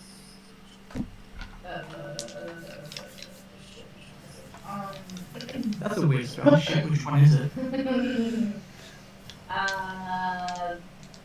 Sacred Flame. You're going to do 2 Sacred Flames? Okay. Give me 2 attack rolls. Does flames work on those guys? Sacred Flame does because it's radiant damage. Okay. Yep. It's taking slightly valuable. Okay, so with your cantrips that do damage, you can choose to swap them to a damage type based on your affiliations. As your druid is earth, air, and dark, I believe. Yeah, I think so. So you could change it It could to be water, air, and dark. water, air, and dark. So you could change it for water. You can change it to force and cold. Force being the more likely to happen. With the you can do it to air and to lightning and thunder. Thunder being more likely to happen, and dark, necrotic, and psychic. With psychic more likely to happen. Yeah, psychic was what I was thinking of. Okay. So how did you go with? So it's no attack roll. It's a tameless spell. It's It's Sacred Flame. Sacred Flame. It's 60 feet range. Oh, I have a staff of healing too. You know that? Which gives you bonuses. Yeah, but because Sacred Flame. But yeah, no roll on your part and no roll on its part, so that's a pretty cool thing. So do your 48. I have done my. It's actually 8 C8 because I'm double casted. Yep. Which I did roll and I did as well above average. All but one was above 5. How did you do? Hmm? How did you go?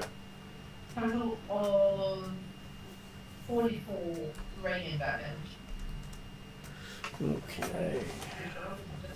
He looks pretty messed up.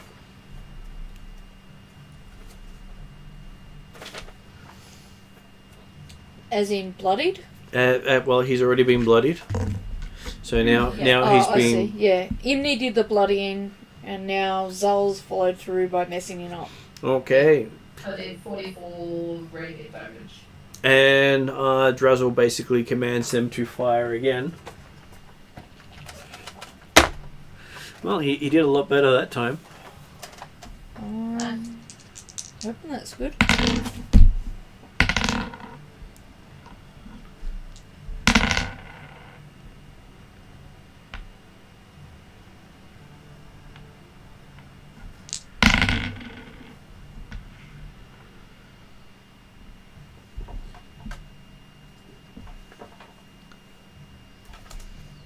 Yeah, it'll be on my sheets what aspects I am.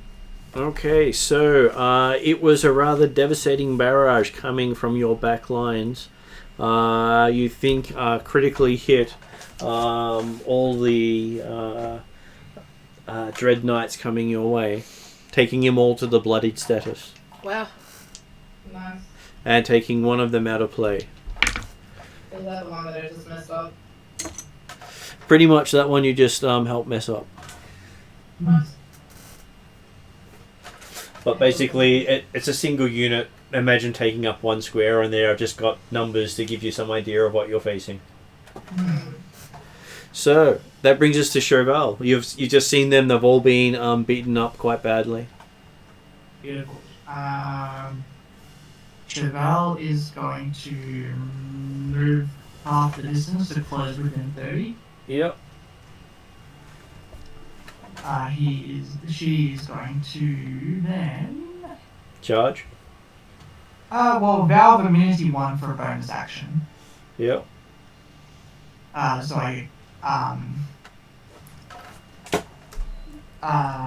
advantage on that one. And then charge in. And we'll charge two-handed. Okay. Crazy Paladin. I've got it down the vowed one as the one you're attacking. Give me an attack roll. Attack roll. Alright.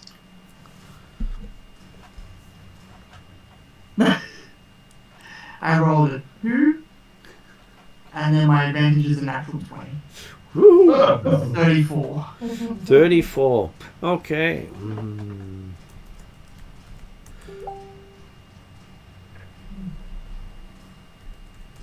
Okay, so give me your damage. Damage, yep.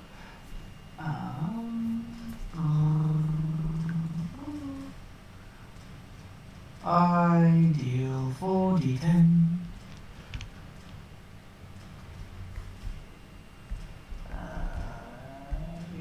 4d10 plus 5, and because I'm 11th level, I also get improved smite, so I get an extra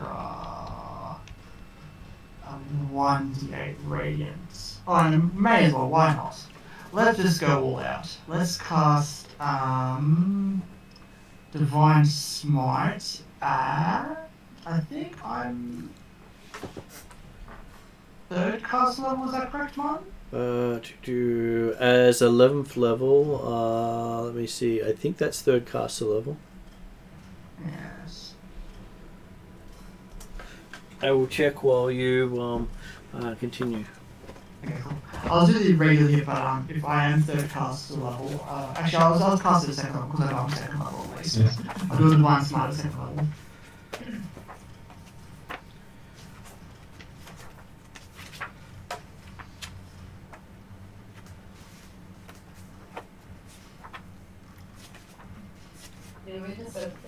That's okay. So at 11th level, it is definitely third. It's definitely It's definitely third. third. I'll cast it at second though. So, And you realise you're actually targeted their champion. oh, sweet. Would you like to have made it third instead? I think you I should. I would have liked to have made it third then. Okay. If I knew that ahead of time, I would have definitely I think So- he's letting you. cool. So then, okay. So then, first level, second level. Jesus Christ, this is going to be a load of dice. And then remember at the end of it, because you crit hit, you get to double it. Third level. No, I'm okay. I'll find ones that I need. I've got plenty of dice in here. There's a D10. There's a D10. I said the same thing earlier. I was like, well, if you have lots of dice. D10. Yeah, pretty much. D8. I just need to move. So it should be 4 D8 for the Divine Smite, plus an extra D8 for the improved Divine Smite, plus 4 D10 plus 5. That sounds about right. Sounds good. And because I'm two-handed, I re-roll 1s and 2s. Well, that's your specialty.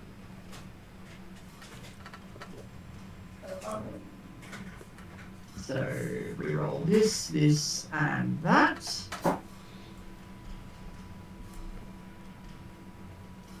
Ooh, that's a lot better. We're at 10, 20, 30.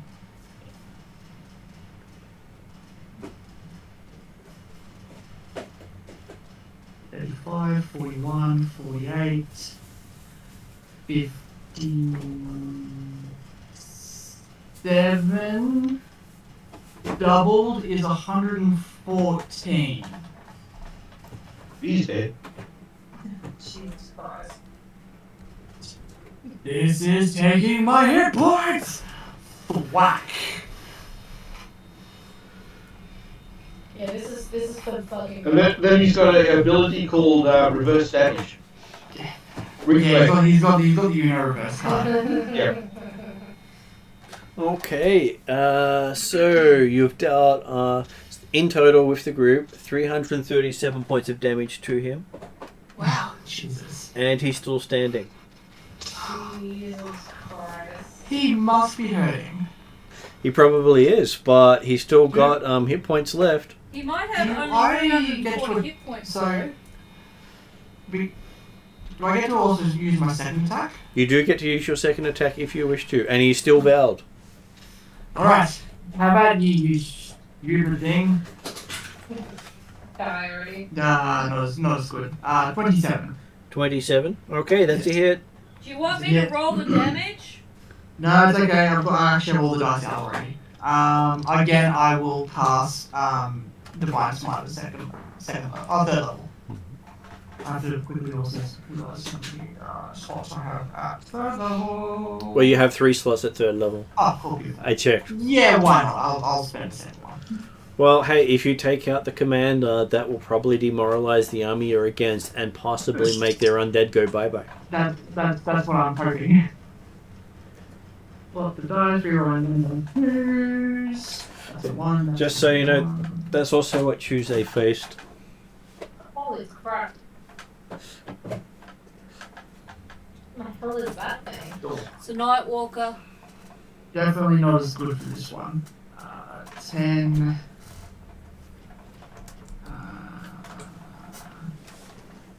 24. 28, 32, 37 damage. Like you wanted something, but not too much, so. So plus 37 damage. Yeah.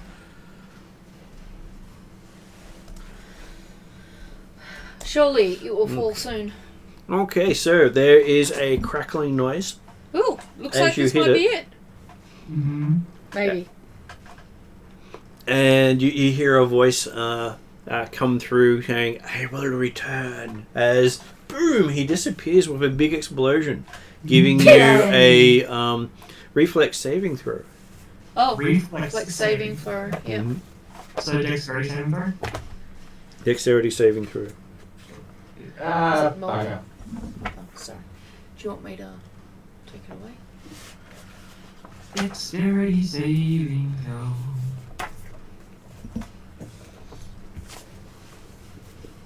At +9 because I have my stupid thing.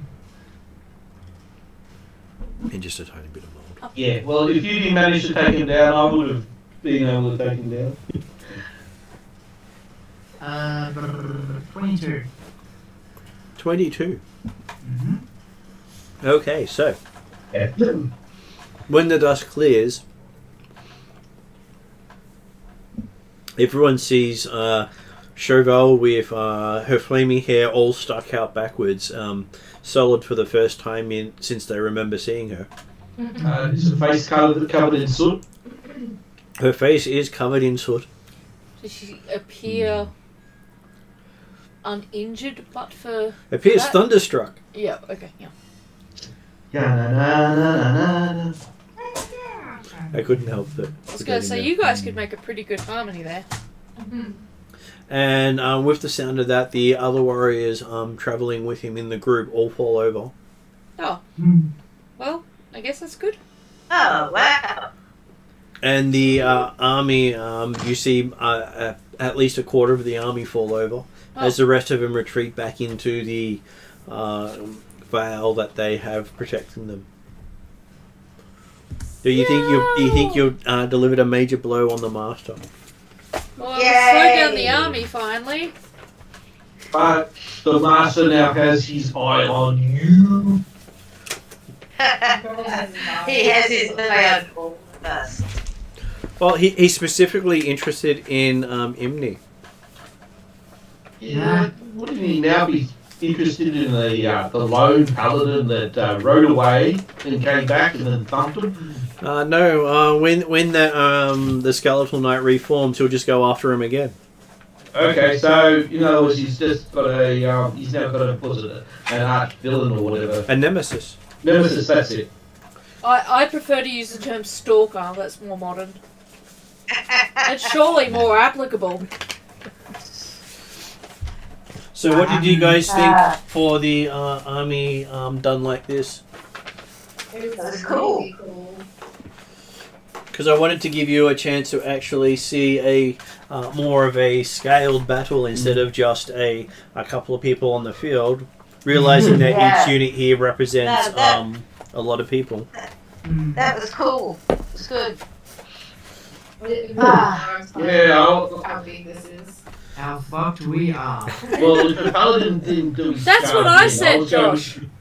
Yeah, so if the paladin wasn't going to charge in, I was going to do the warlock ability of cast darkness on myself, charge in, hopefully they don't have true sight, and start assassinating them. Though you do know that the master basically is veiling most of the area in darkness.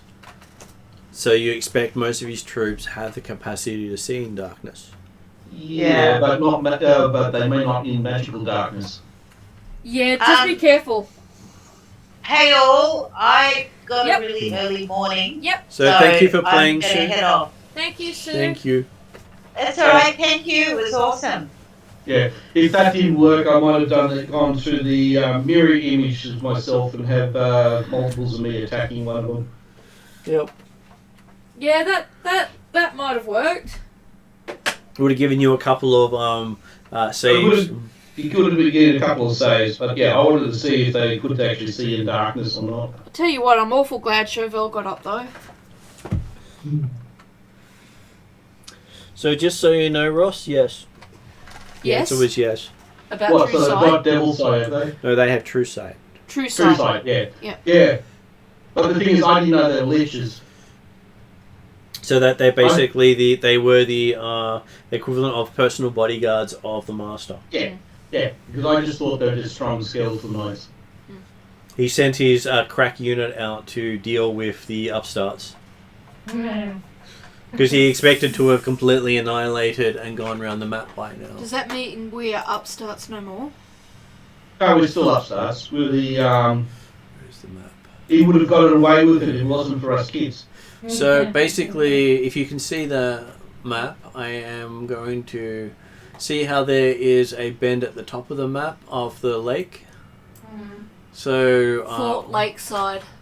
So you're 2 hexes away from Fort Lakeside. Depending on how your battle went, you would either have fallen back to Fort Lakeside or had worse things happen. Can I still see this one? They can see that. Can you from guys the see sides me here. pointing? Yeah. So You see that- me pointing, that you have bend no idea there- what you're pointing at. I'm pointing at a line, and so this is the lake here, and this bend here correlates to the bend just above the F in Fort Lakeside. Oh, okay. So that valley where you got the lakeside and the mountains right next to each other and a bit of green in that hex, that's the valley that we're in. Just so you know, that they were the miniatures for Wednesday night if they were playing. Nice. The ships. So I've actually managed to combine a couple of gaming sets together to do these miniatures. So they are official D&D miniatures on the map. And yeah, I took a few photos so people could see what they look like. And the other miniatures are from Lord of the Rings Risk. Which one is that from Lord of the Rings Risk? So these black ones. Oh yeah, yeah. So the shiny black instead of the dull black.